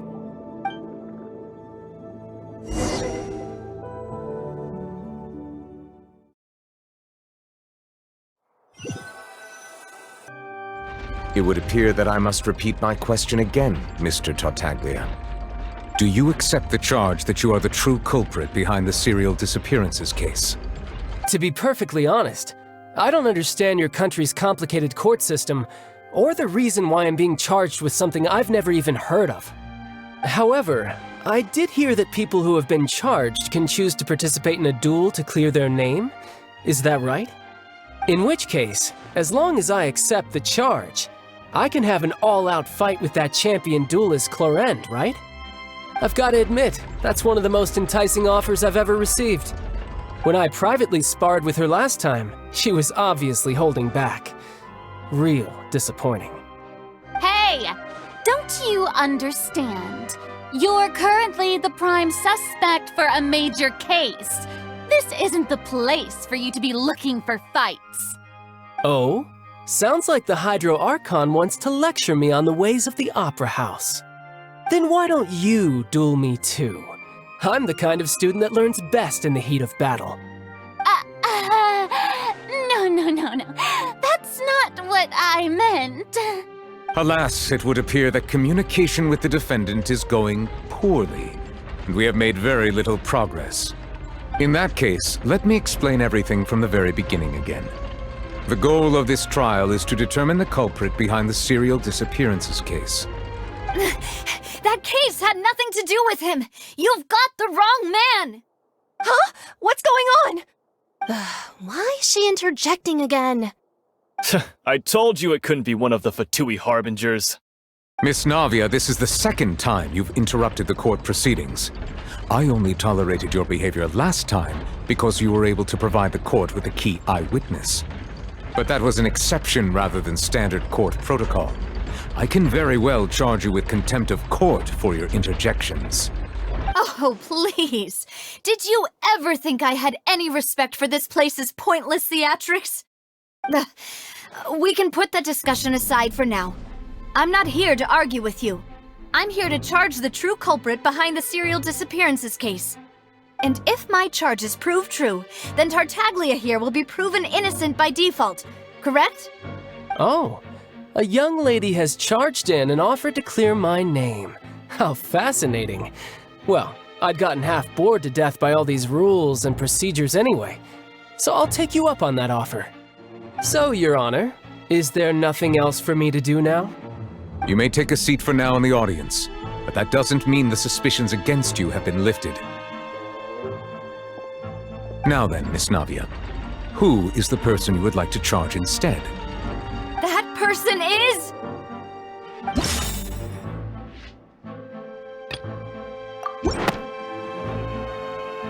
Marcel, the head of Confrérie of Cabrières!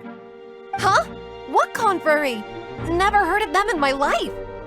I've heard of them, but weren't they Spina di Rosula's sister organization? Oh, is this going to be a friends to enemies type situation? Please let me remind you, Miss Navia, that charging someone is an incredibly serious matter. Committing to the charge also means taking on the legal responsibilities associated with it. And if the charge fails, depending on the circumstances, you may also be charged with the crime of making a false accusation. Knowing this, do you still wish to charge this man? Yes, I do. In that case, I declare the charge to be valid. Miss Navia and attorneys, please take your places on the court. Members of the guards, please contact Mr. Marcel right away so that he may stand trial.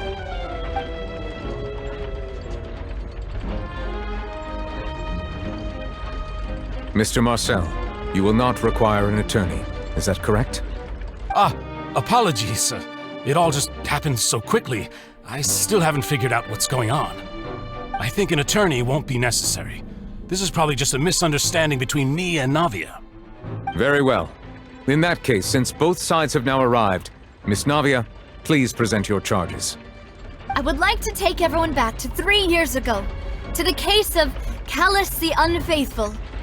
Only through elucidating what really happened in that case can we connect all the dots for the serial disappearances case. Navia, do you really think that I was the one who killed your father? Come on, why would I do that? Callus was my benefactor, and remember both you and I only ran to the scene when we heard the sound of a gun. If that's enough to make me a suspect, wouldn't that make everyone at that banquet a suspect as well? I think there's no point in getting into the specifics right now. The audience doesn't even have the big picture yet. Even I'm struggling to remember some details of that case. Exactly correct, Your Honor. I must refresh everyone's memory about that case before I can explain my charge and reasoning. I see. In which case, I will recount the findings about that case as originally recorded by Maison Gardiennage.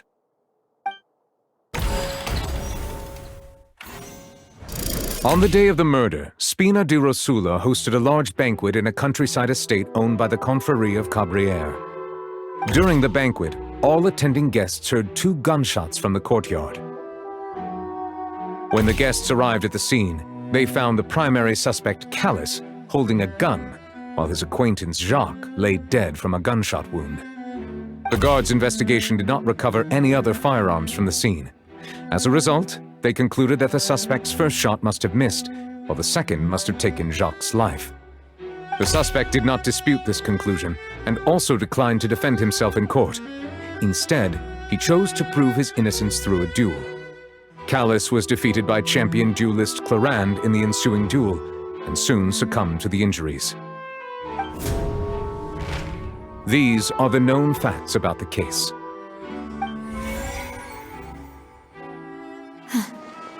The one with the motive to kill was Jacques, not my father.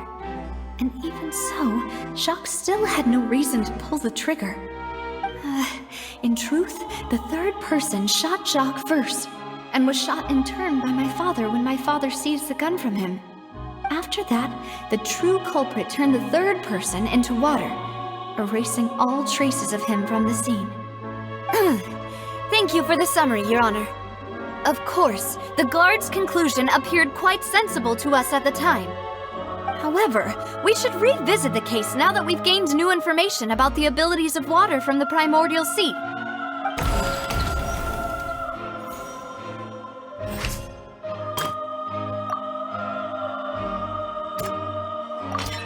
A pile of clothing was found at the scene. The guards once believed they were used by Jacques as a costume to disguise himself. But now, it is clear that the clothes were proof that there was a third person at the scene, and that they were turned into water after committing the murder. Since it was raining that day, the culprit was confident that they could use the rain to wash away all traces of their dissolved accomplice.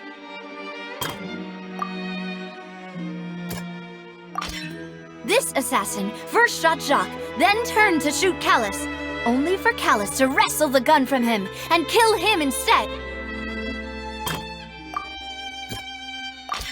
The testimony of the victim's family confirms that Jacques had thoughts of assassinating Callus when he set out for the banquet. However, in the end he reconsidered, and instead shared everything with Callus, hoping to seek the latter's protection. Unfortunately for Jacques, the true culprit had already considered this possibility, and had sent out another assassin. Realizing this, the true culprit caused the hired assassin to dissolve into water, leading everyone to believe Callus was responsible for Jacques' murder. This is the true version of events.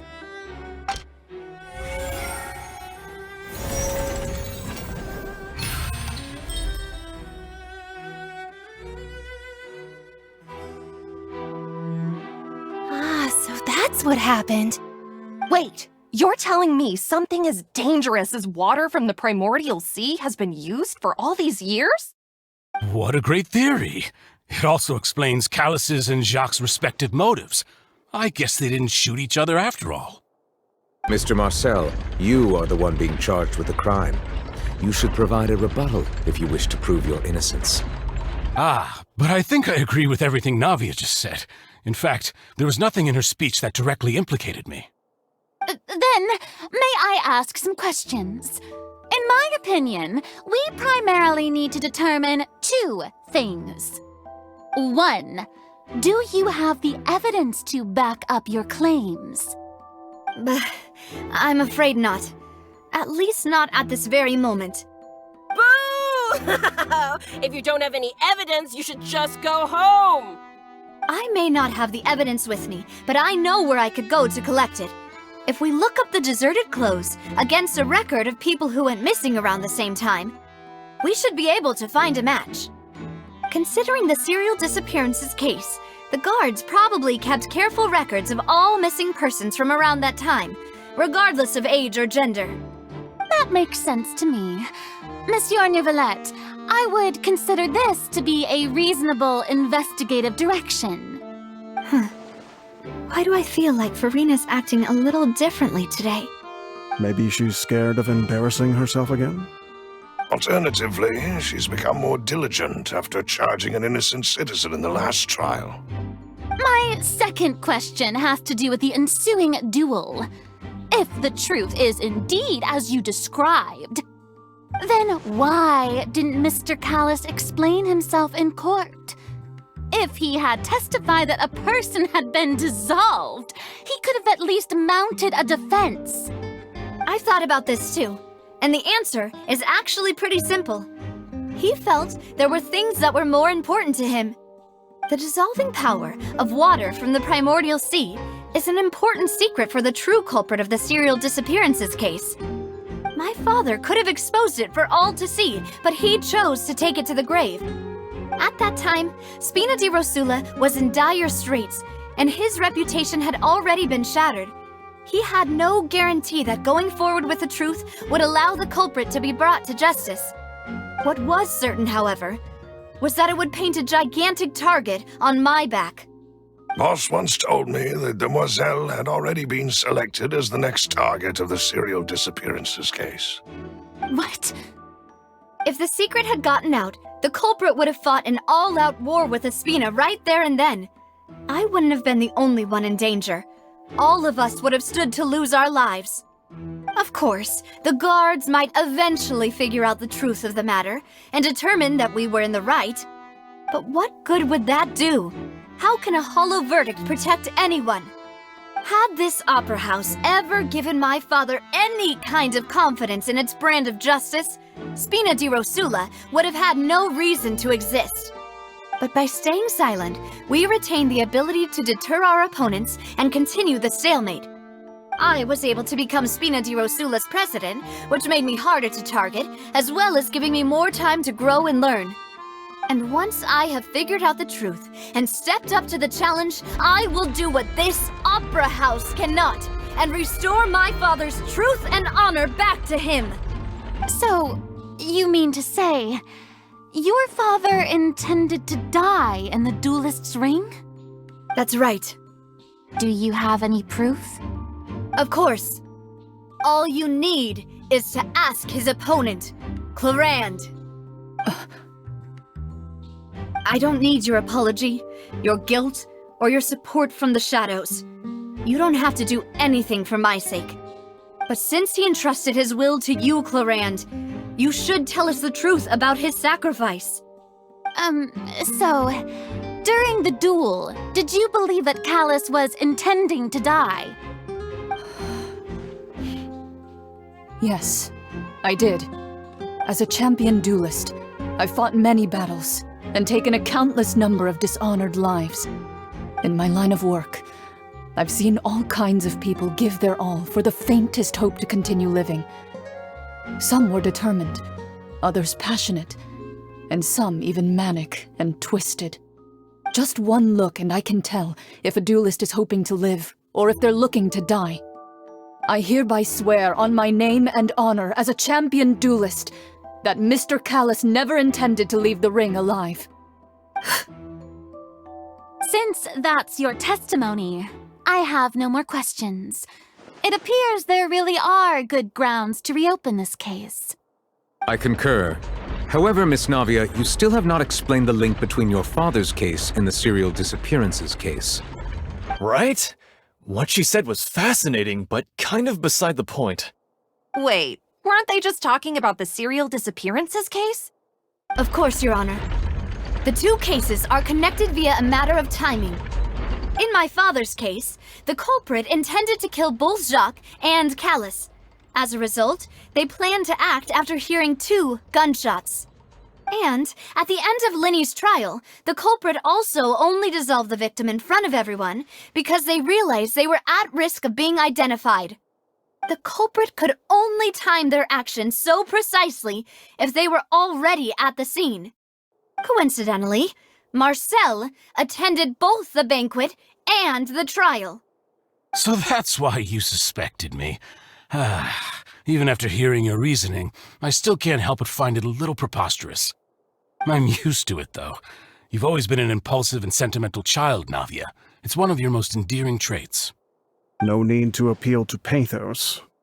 I won't try to refute your points one by one, but even if everything you just said was true, can you prove that I was the only person present at both events? On top of that, does a person have to be physically present to control the timing? Can't someone remotely monitor the place? I don't know what she can say to that.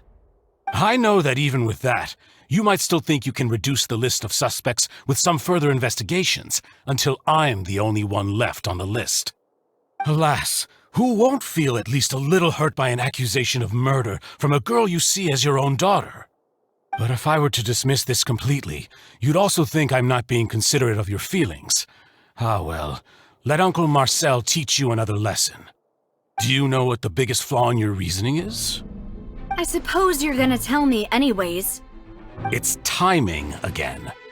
I'm a businessman by trade. From that standpoint, there's no reason for me to kidnap young women. It's a high-risk action with nothing to gain. In addition, I left my home in Snezhnaya when I was young to come to Poisson and work in some trade. My business only thrived when I received Callus's patronage. But the disappearances began before I ever stepped foot in Fontaine. I do apologize, demoiselle. This was my mistake. No, it's not your fault. I'm sure he had come prepared. Is there anything else you'd like to say? Would you like to check the date of my first business license against the first known case of the serial disappearances? You can also take a look at my border entry records, or ask my friends and family when I left Snezhnaya for the first time. Could those records and testimonies do something to appease the unspeakable anguish in your heart? Seems like she got the wrong guy. At this rate, Navia will be convicted for falsely accusing him. I think you've done a superb job of dissecting your father's feelings as he neared the end of his life. But aren't you going against all of his wishes and expectations right now? He wished for you to become more rational, collected, and conscientious, instead of dwelling only on your own feelings. Once you've learned to be more considerate of others' feelings, and to stop rushing headlong into things, you'd have met most of his expectations. This isn't just about me, and it never has been. The biggest difference between me and the rest of the victims is that I still have the ability to search for the truth, while that same agency has long been taken from them. The people whose families were destroyed by synth abuse, the people who lost their loved ones to the serial disappearances, and the people who suffered tragic ends due to their sense of justice. Many people's images are flashing before my eyes. I'm sure some are coming to those of you in the audience as well. And whose image do you see, Marcel? Is it a man named Vacher? Oh, so you do know that name. I'm merely surprised you'd suddenly say the name of someone I've never even heard of. I was waiting for you to say that.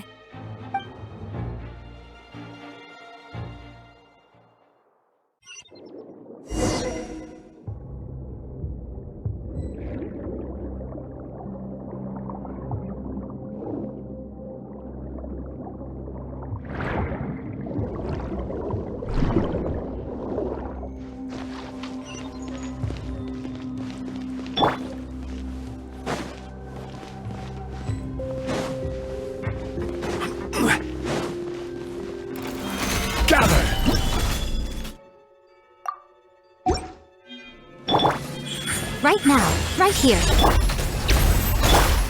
Into the wind.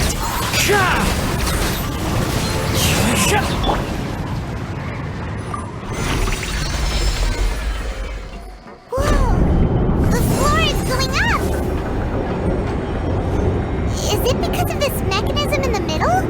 That guy really prepared a lot of stuff for this place.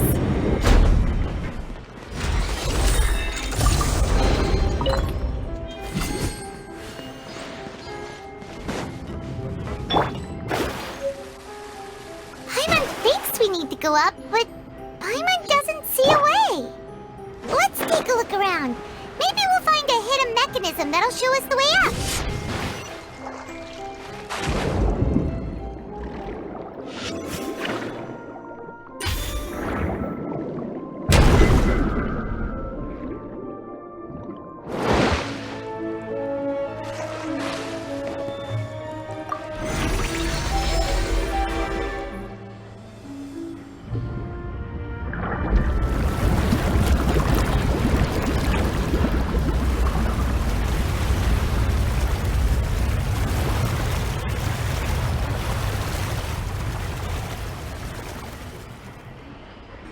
The water level is rising! Now we can swim to the top! But this is still a ways away from where we need to go.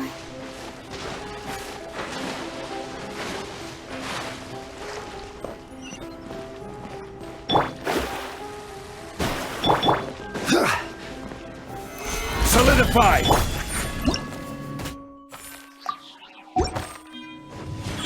Emerge. Let me scribe. The wind knows me. One with nature.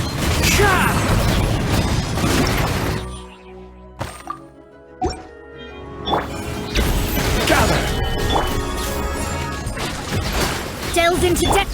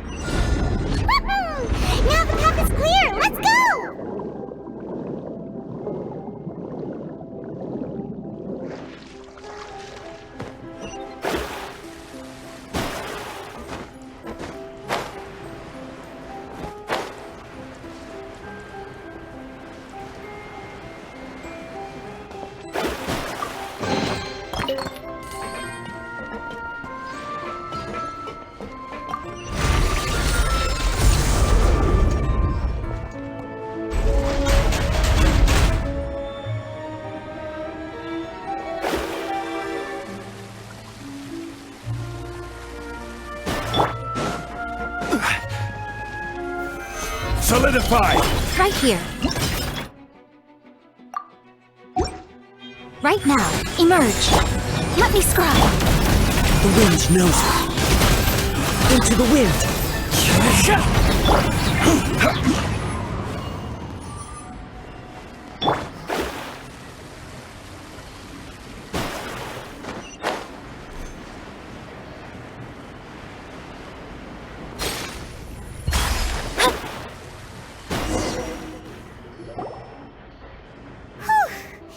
After all that, we finally made it to the innermost sanctum.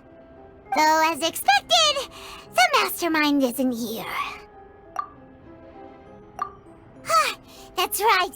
Then let's hurry up and find some evidence so we can get back to the Opera House and help Navia.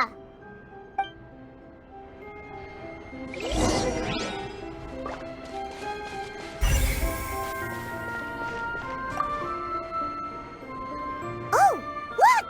There's an important-looking basin over here, and it's full of water.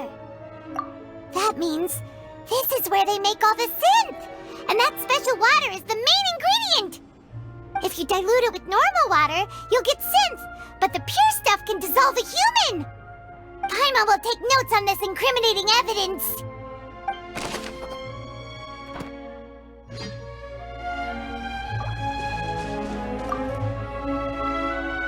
Let's see what's written here. Nothing escapes Detective Paimon's eyes. Callus. Navia's father. Oh, this seems to be an investigation report on him.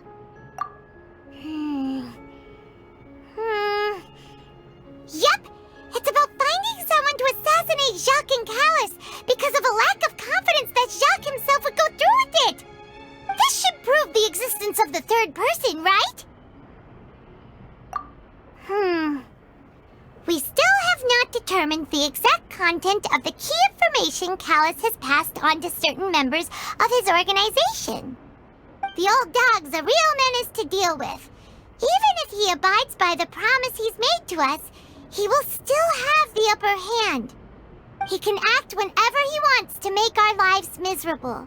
The only option left is to remove him from the picture entirely. I concur. Let's send someone to kill him. He won't declare war as long as we don't touch Navia. Oh, seems like we've got a bunch of correspondence between the higher-ups. They're all just so evil.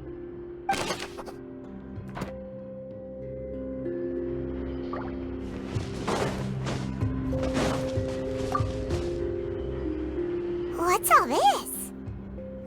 It's a bunch of really cute things. Pink accessories, a hair tie, a necklace, even a makeup box. Oh, Paimon sees it too, but why are all these cute things labeled with different girls' names?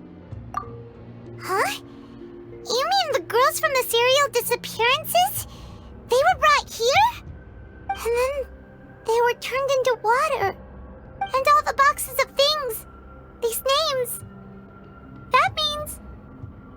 Oh, this is terrible!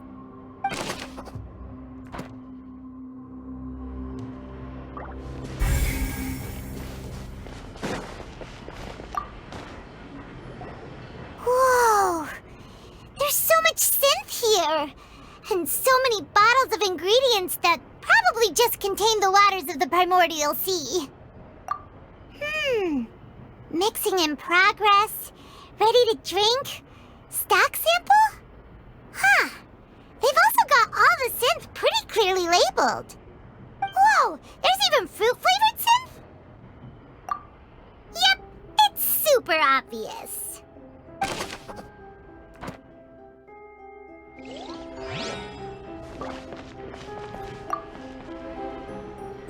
What's this over here?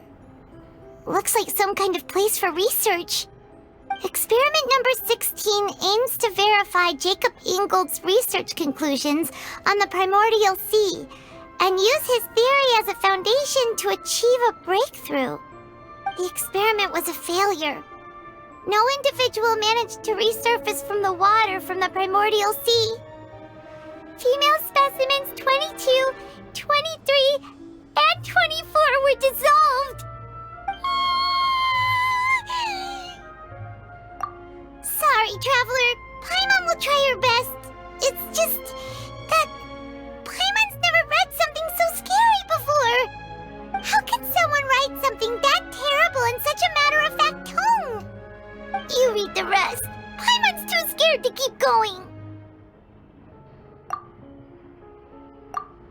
So that's why he did all of these experiments.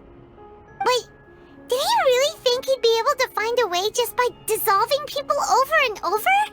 That's just insane! Huh? Isn't that the name you heard by the fountain? Paimon thought he was an eyewitness in the serial disappearances case. Ah, you mean Vacher is the one who did all of these... experiments? So that's it! Vacher was no victim, but personally took his lover and... No, that's not it either! If that's the case, why would he want people to resurface from the water? In any case, Paimon will write it all down.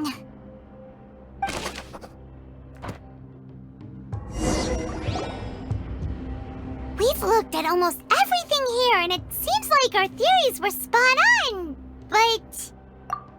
Yeah, we haven't found anything that reveals his true identity.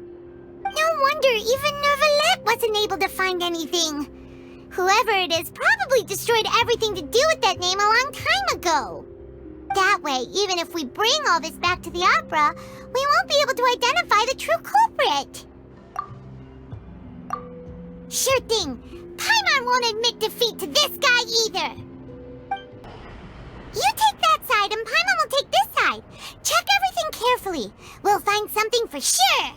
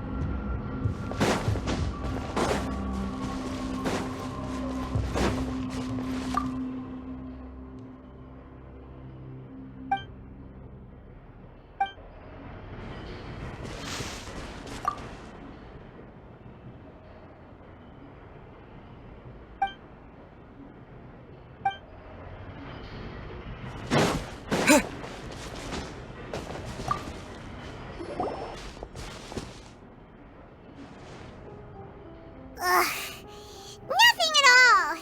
And Paimon can't even find snacks either! Whoa, really? Let Paimon see! Vinier. Isn't that Vacher's lover's name? Then you found her diary! Let's see! Aww. It's just a normal diary chronicling their love story. She was so sweet, too. Oh, Paimon feels even worse for her now. So many! A whole page's worth! But they're all crossed out. Was she unhappy with all of them? The final name she decided on was... Marcel. Wait, but... Marcel's pretty old. Has this case been going on for so long that he's Vacher and Vinier's grown son?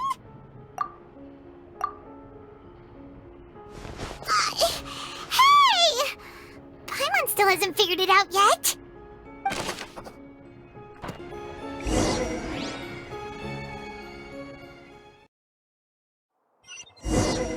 I'm merely surprised you'd suddenly say the name of someone I've never even heard of.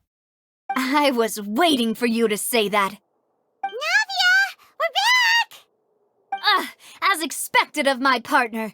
I just knew you'd return in the nick of time.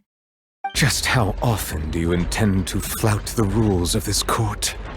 It's all right, Monsieur Nervalette.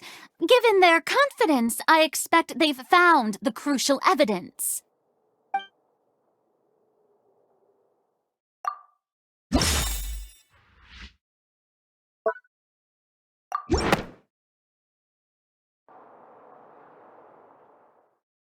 But the truth of it, Marcel, is that you've always been Vacher. Huh? We've investigated your lair and we already know everything! After your lover, Vignier, was dissolved, you kept abducting young women to experiment on the hopes of bringing her back to you! You even created Marcel as a new identity and destroyed all records of your past as Vacher! So that's it.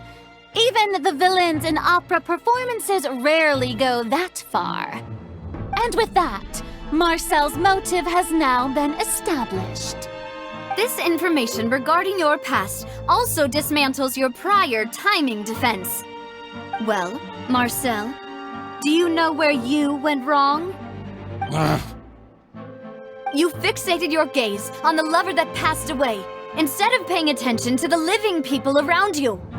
So, you never noticed how we changed, or how we grew as individuals. You also never understood Boss's real expectations for his daughter. Or our determination to see things through. Your determination. Mr. Marcel, please speak up now if you would like to defend yourself. Otherwise, the trial will move on to the next stage.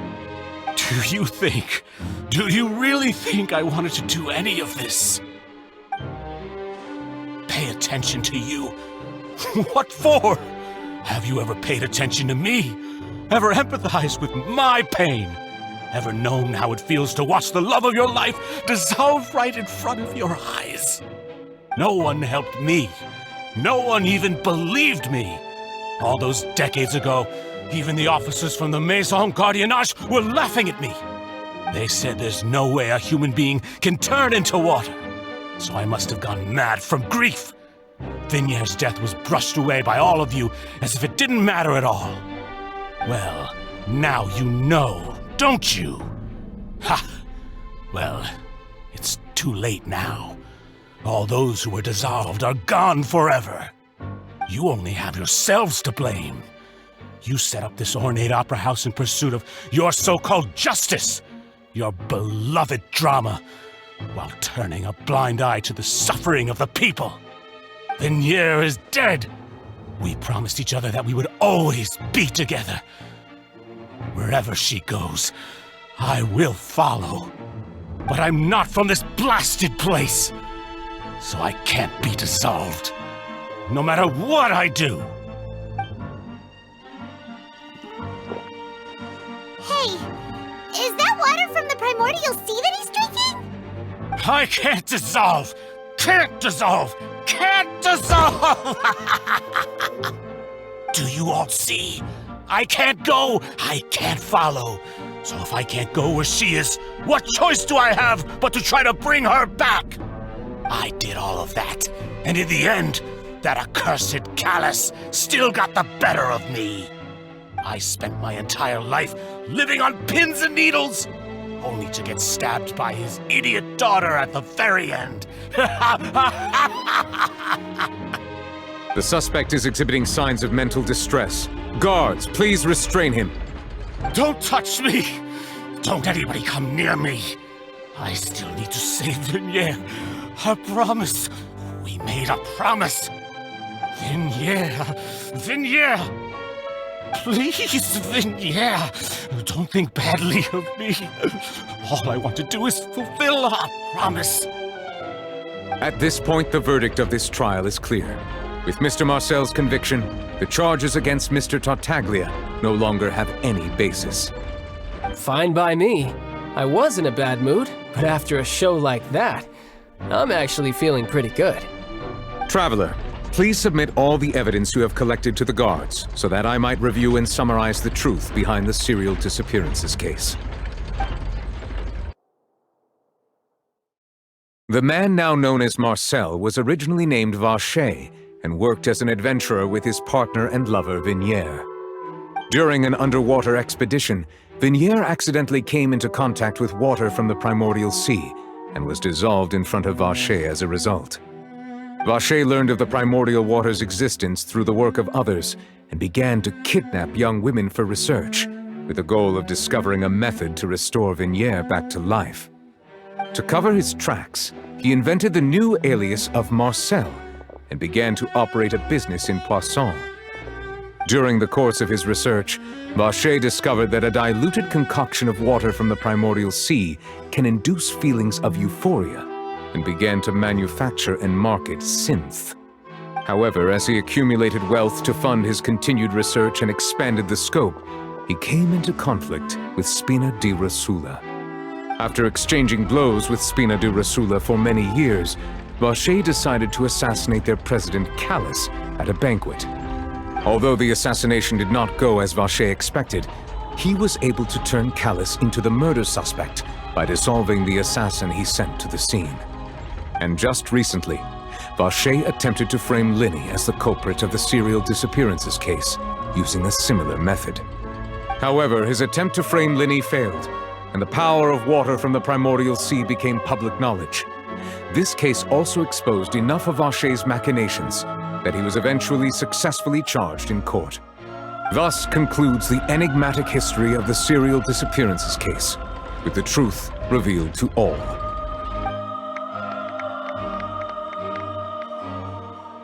The Oratrice will now deliver the final verdict regarding the charges against Mr. Vacher.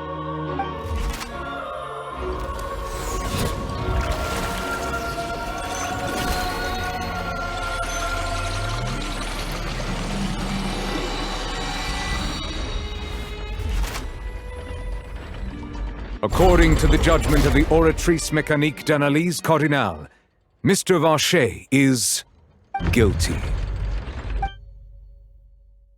Guards! Take Vacher away. Good. It's what he deserves. With that, the serial disappearances case is over now. We really just witnessed history. Who would have thought the true culprit would be such a polite and well-spoken guy? Yippee! We have Navia bring the bad guy to justice!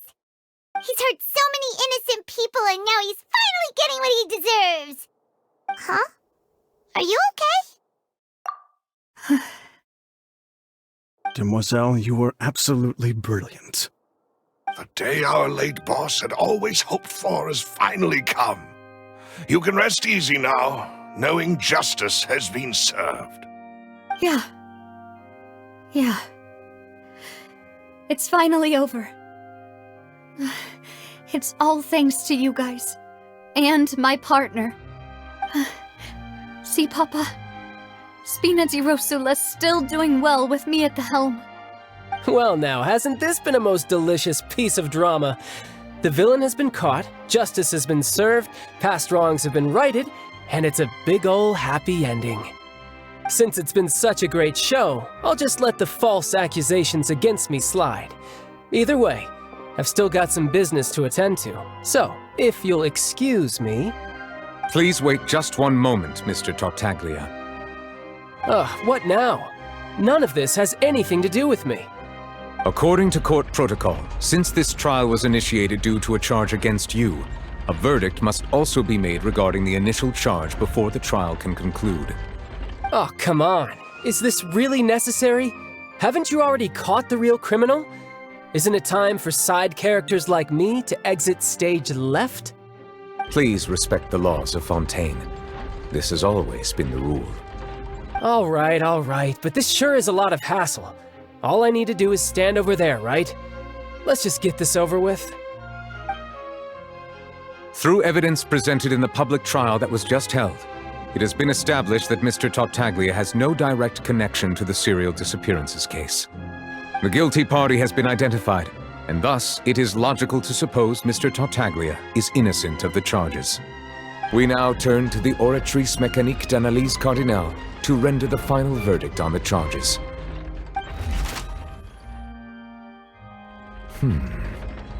According to the judgment of the Oratrice Mécanique d'Analyse Cardinale, Mr. Tartaglia is guilty. What? Hey, hey! That's not funny! Didn't you just say I'm supposed to be innocent? What's with this verdict? Is your justice machine malfunctioning? Huh? This has never happened before. The Oratrice actually returned a different verdict from the Chief Justice. I mean, have you ever heard of an innocent Fatui Harbinger? Do you think the Oratrice might have just convicted him on general principle? But weren't the charges about the serial disappearances case? No matter what else he's guilty of, it shouldn't affect the verdict in this case, right? The judgment of the Oratrice Mécanique d'Analyse Cardinal is, by law, the final verdict of the court. We must accept the guilty verdict. Guards, please take the suspect into custody per court protocol.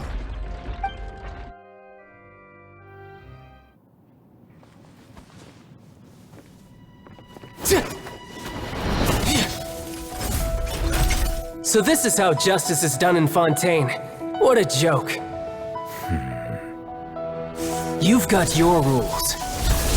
Well, I've got mine too!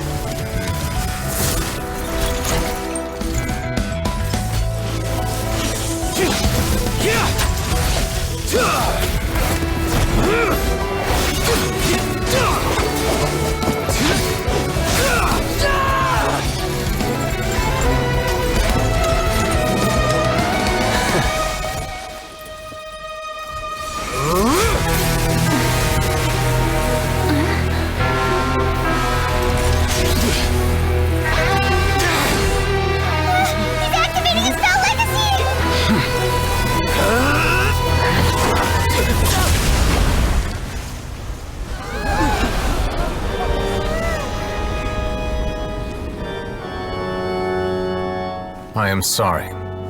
If you have been wronged, we will find the truth. But the rules of the court must be upheld.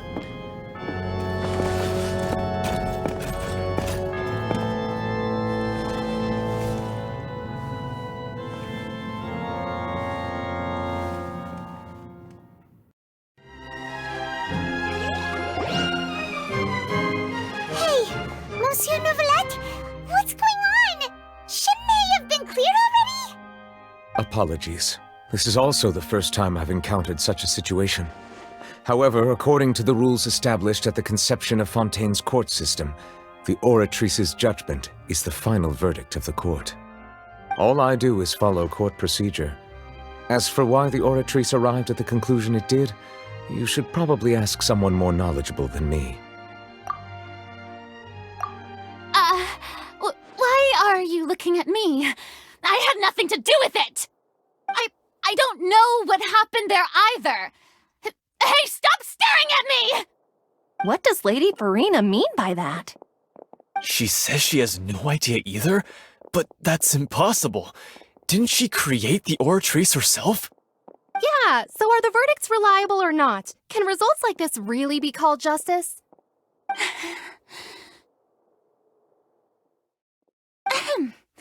My dearest citizens, did you really think we'd allow an incorrect verdict to be handed out in this court? Did you really believe that the judgment could be mistaken or be the result of some sort of random mishap? Don't tell me you thought even I had been blindsided by the Oratrice's result. But the way she looked just now, it was pretty obvious she had no idea what was going on. However, given the state of things, I shall give you an explanation. Everything that just took place, including my supposed shock and bafflement, was a part of an elaborate performance, with every action meant to stir up drama and excitement. And, of course, for every performance there is a script. Everything has unfolded exactly as I expected from the very beginning. As the embodiment of the very concept of justice, the Oratrice shall never render an arbitrary judgment! If you thought Child had nothing to do with the serial disappearances case, it is only because you've been blinded by the superficial appearance of innocence. Everything he's done, not to mention the danger he poses, are beyond ordinary comprehension and completely unforgivable! All shall be revealed in time. You will come to understand my noble intentions, as well as the absolute correctness of the oratrice's verdict.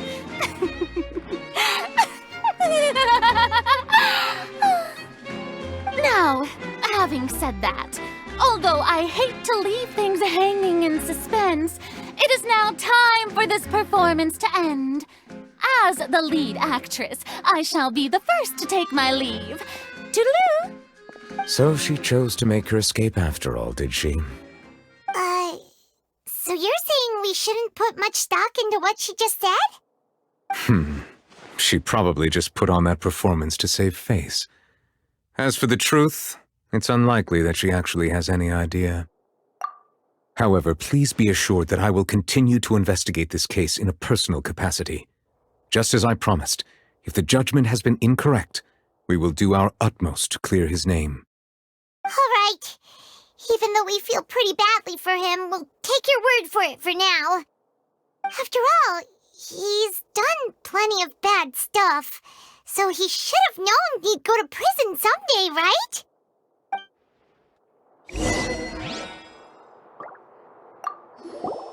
Oh, Monsieur Neuvillette! That power you showed when you took him down. Who are you really? I'm the Chief Justice of Fontaine, of course. If officers of the law lack the strength and capability to enforce it, then it makes a mockery of justice.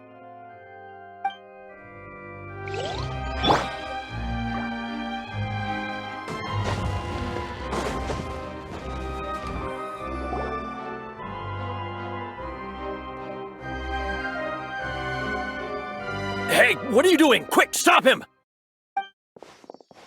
Traveler! Hey! Traveler! Marcel! What are you doing over here? Stop resisting arrest! Cease, or we'll add another charge to the list! No, wait! I just want to ask the Traveler something. I'm not looking to run away. Please, just let me ask this one small thing. Go on. Thank you. I was being led away when I finally realized something. Where did you first hear the name Vacher? I erased all records of that name. So, unless...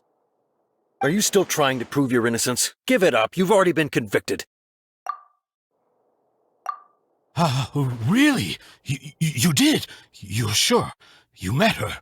But how could that be? How did you manage to do it? The Fountain of Lucine? Then she's been so close to me all along. And I just never... Please give me a chance to talk to her again. Just let the Traveler take me to the fountain to see her one last time. This is the last request I'll ever make in my life. You can do whatever you want to me afterwards. I don't care. What? Give an inch and you want to take a mile? Do you think serial killers get to make requests like that? Paimon agrees. Why should we give him what he wants when he's only done a ton of super terrible things? This request, is it worth as much to you as your life? Of course! Wait, no. It's worth even more than my life. Humans. Will they betray the instinct to live just to satisfy spiritual needs? Very well. I will grant your request. Your Honor, I fear that... I will go with him. You do not need to worry about any escape. In that case, I shall leave him in your most capable hands, Chief Justice. Thank you, Your Honor.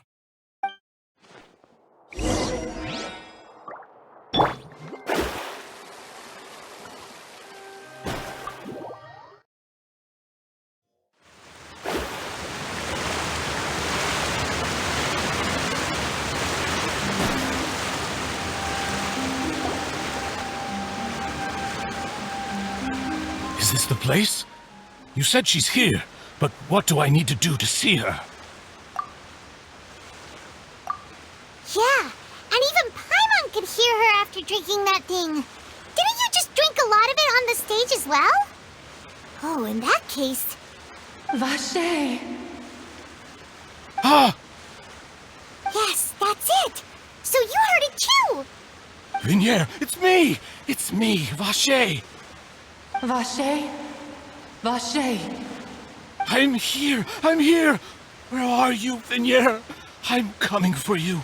I'm finally here for you. Hey, wait! Be careful! Hey, wait!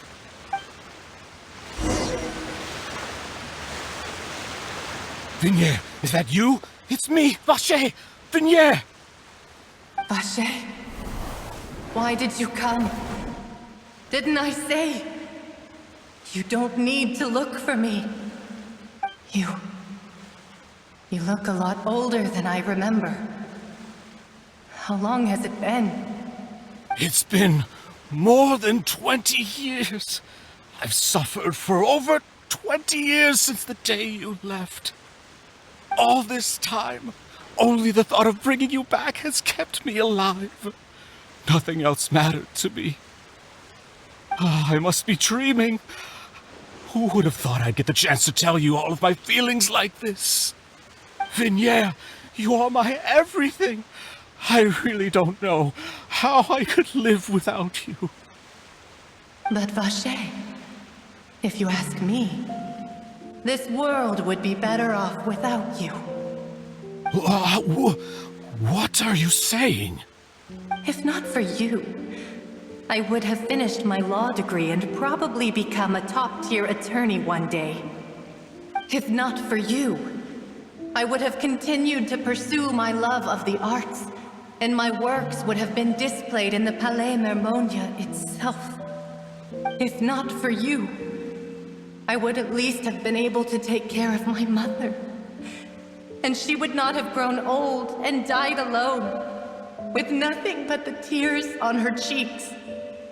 It's all because of your selfishness, Vache. It's all because of you. You...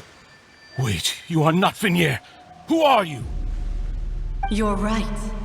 I am not Vignier. I am the sacrifices.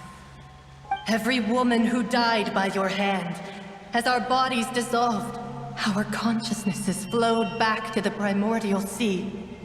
Our thoughts circulated endlessly within the primordial sea, and we were no longer individuals, but we became one, just as streams of water come together in the sea.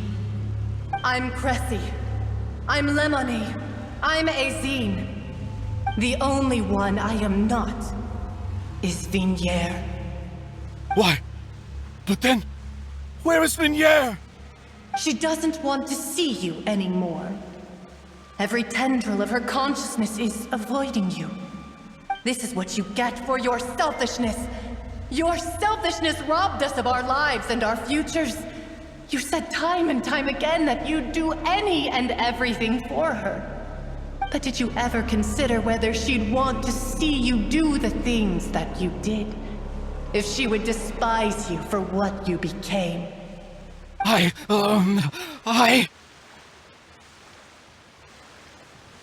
You are a liar, a heartless murderer, and a cowardly narcissist. The only thing you are not is Vignier's beloved. From the moment your first victim died and her consciousness merged with Vignier's, she has had nothing but pure hatred for you.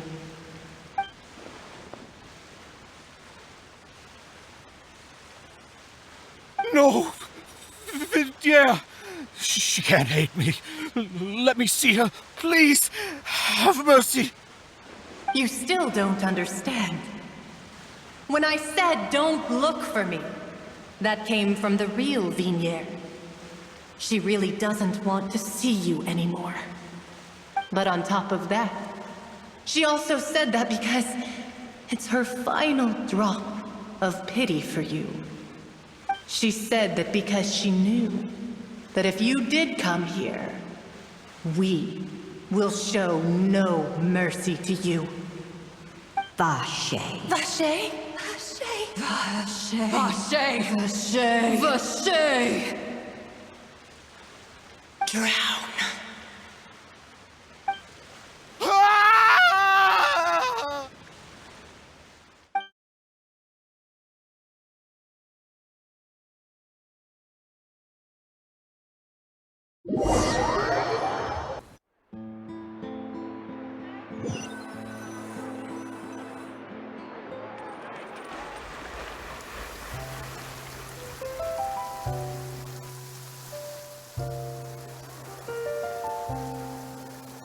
Finally, we have some time to do shopping.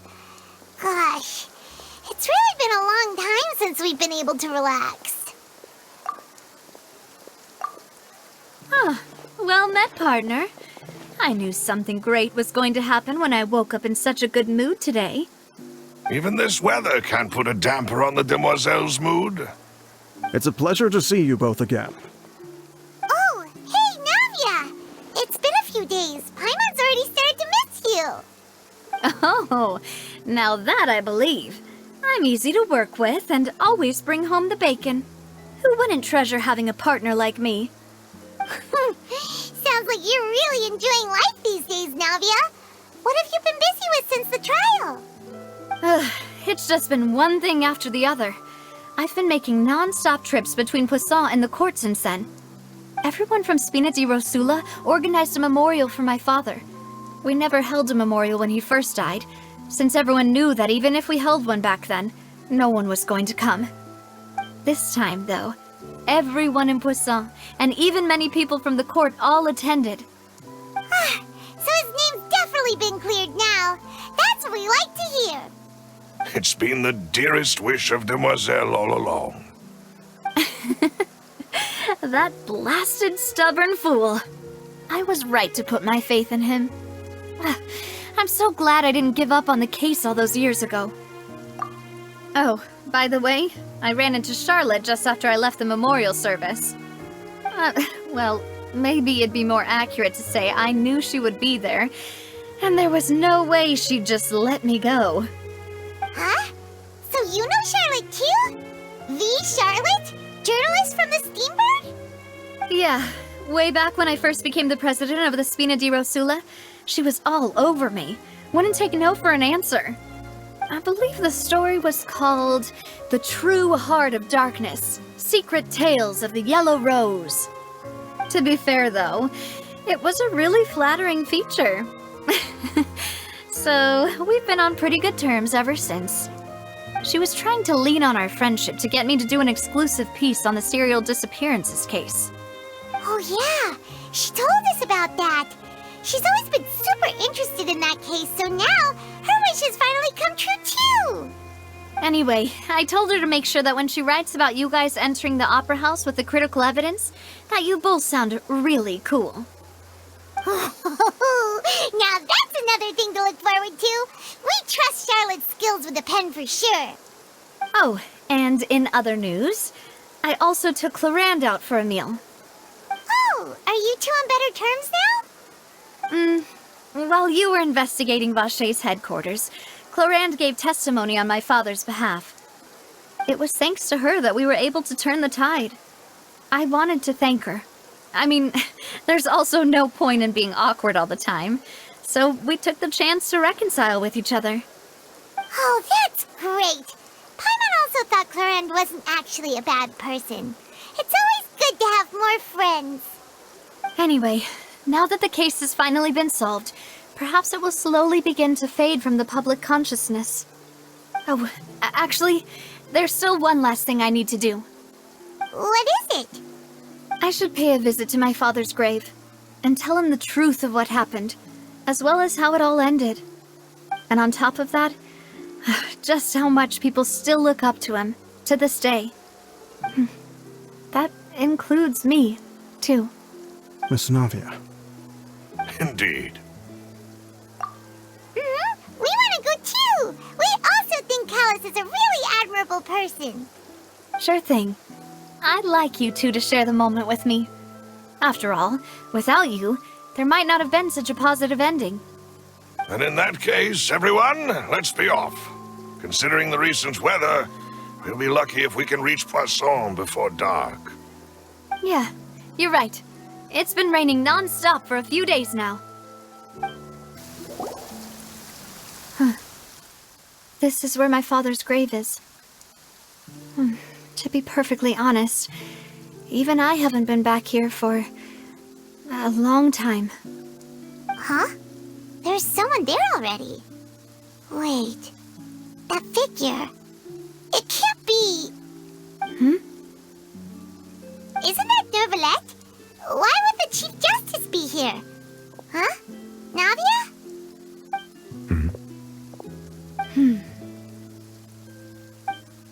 My apologies.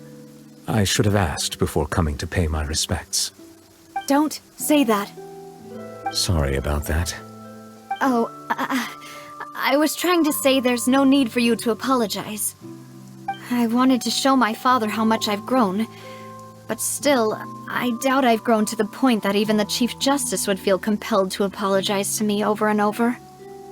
In that case, I will stop apologizing for now. You really could use some pointers on understanding human emotions, Monsieur Neuvillette. In any case, why did you come to Poisson? Well, ever since that day, I've been turning a question over and over in my head. Just what is justice anyway? There was once a time when I didn't want to believe that there could be anything more important to humans than life itself. Oh, rather than that, it's probably more truthful to say I didn't believe humans were capable of resisting the most basic instinct of living things. That they could rebel against their own nature, or consider certain things to be more important than their own lives. Which is also why I didn't stop your father from beginning that fateful duel. I believed that a truly innocent man would never throw away his life like that. That there was nothing, should have been nothing more important than one's own continued survival. But Mr. Callis proved me utterly and decisively wrong. If not for his sacrifice, the serial disappearances case would have remained unsolved to this day. Mr. Callis made the choice he did for his daughter, for his associates, and for many people completely unrelated to him.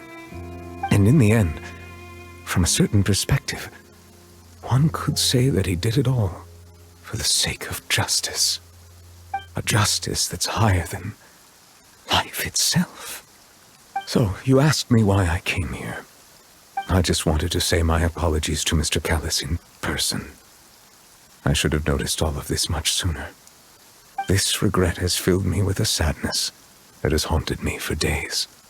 That high and mighty chair in the opera Epiclese indeed insulates one from many important things.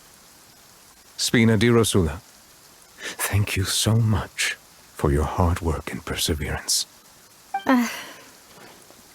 I'm sorry for being mad at you before.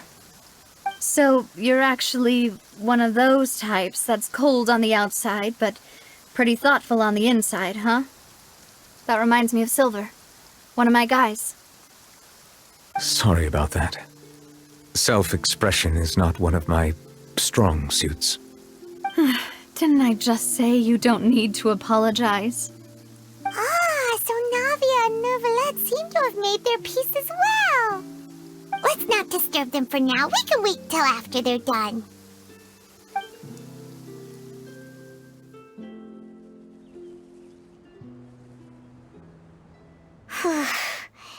Paimon's never paid respects at someone's grave before. Did Paimon do anything rude there? Huh? Oh, Paimon didn't know that was a thing. But Paimon doesn't know what she would do if she can't fly. Oh no. Paimon hopes Miss Navia won't be too mad. Anyway, Neuvillette is still standing around there. It's not often that we can catch him alone like this, so why don't we go talk to him for a bit? If we can't talk to Lady Farina, we can at least talk to him, right?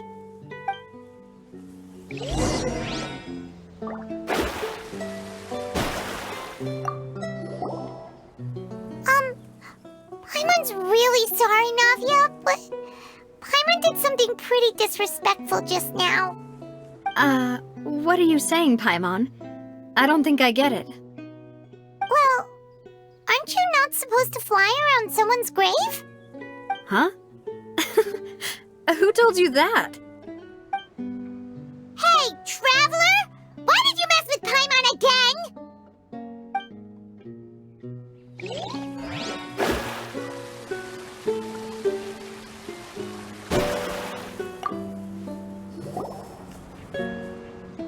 Oh, it's you two.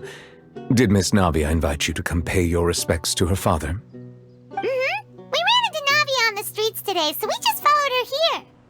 I see. Then is there something that I can help you with? Well, it's pretty hard to run into you like this, since you're usually super busy. So we figured we could try to ask you a few questions, if that's okay. Please feel free. Though outsiders, you helped us solve one of the greatest mysteries in Fontaine, and it would be my pleasure to return the favor. So, at court, the bad guys referred to that special water as water from the primordial sea, but what is it really? Truthfully, that name is already quite accurate. I can only surmise that Vache and his ilk only learned of its nature and existence after extensive research. There used to be a special sea on the surface of this planet. The nature of its seawater was rather different from that of the sea we know today. Most of Tevat's life forms were first born in that special sea. You could say it nurtured much of the life on this planet. Huh. So it really was where everything began. It makes sense to call it primordial then. But today, the primordial sea no longer exists on the planet's surface. What Vache discovered must have been some kind of special case, or a remnant from a truly ancient age. Huh. So that's how it is. Oh, you really know everything, Monsieur Neuvillette. But if that's the case, then why would people, at least people from Fontaine, dissolve in that kind of water? Indeed. Why would the primordial sea, which was known to engender and nurture life, suddenly reverse itself and devour life instead? To be frank, that also doesn't match my understanding of this world and its laws. There must still be some unknown secrets around the people of this land. Is there anything else you'd like to ask me about? That the sea levels will rise and everyone will be dissolved in water, leaving Furina crying alone on her throne, but the sins of the people will be finally washed away for good. Does that appropriately summarize the version you've heard? That's right! It was Linny that told us back then. And that about covers all the main points. Yes, up to the present, I think we reached a point where we have no choice but to confront this prophecy directly. Rumors have it that this prophecy is rooted in the last words the former Hydro Archon left to the world before she passed away. A prophecy? Of the former Hydro Archon? Wow. This is the first time that we've ever heard of it. Two parts of the prophecy have already proven correct. The rising sea levels and the ability of the people of Fontaine to be dissolved. We should be more vigilant and stay on the watch for further signs. Speaking of the prophecy, Furina has also always taken it quite seriously. Indeed, she has been collecting information and intelligence from across Tevat for this purpose. If the rumors were true, then perhaps this prophecy is the conundrum left to Furina by her predecessor. But with Furina being the way she is, can we really trust her to solve it? Is there anything else you'd like to ask me about? My apologies. My investigation has still not reached its conclusion. However, I still believe the judgment of the Oratrice was not rendered arbitrarily. Huh? But you also said you thought he was innocent. For many years, I have been quite aware that the Oratrice does not simply mechanically repeat the verdict that I give on each case. As a divinely created mechanism, the people's unified faith in the concept of justice is integrated into it. Not only can it produce the incredible power of indemnitium, but it likely also possesses other traits, such as self-awareness. Which is all to say, I have been prepared for a situation like this for a long time.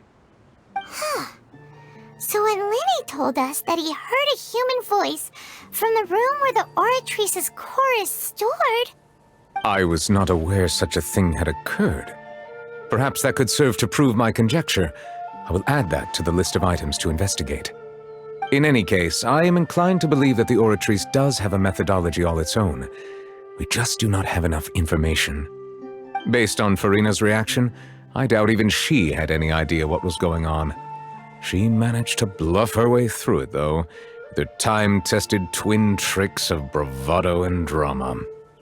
While we do intend to get to the bottom of this, for now, we regret to say that the Fatui Harbinger will just have to bide his time in the fortress of Meripede.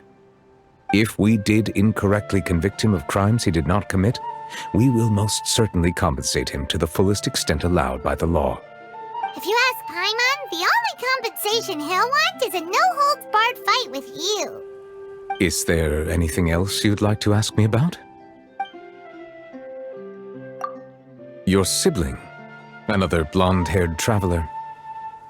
I'm sorry, but I've never seen anyone who matches that description.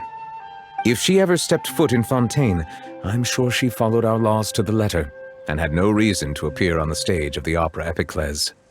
Is there anything else you'd like to ask me about? Very well. It was my honor to provide you with what answers I could.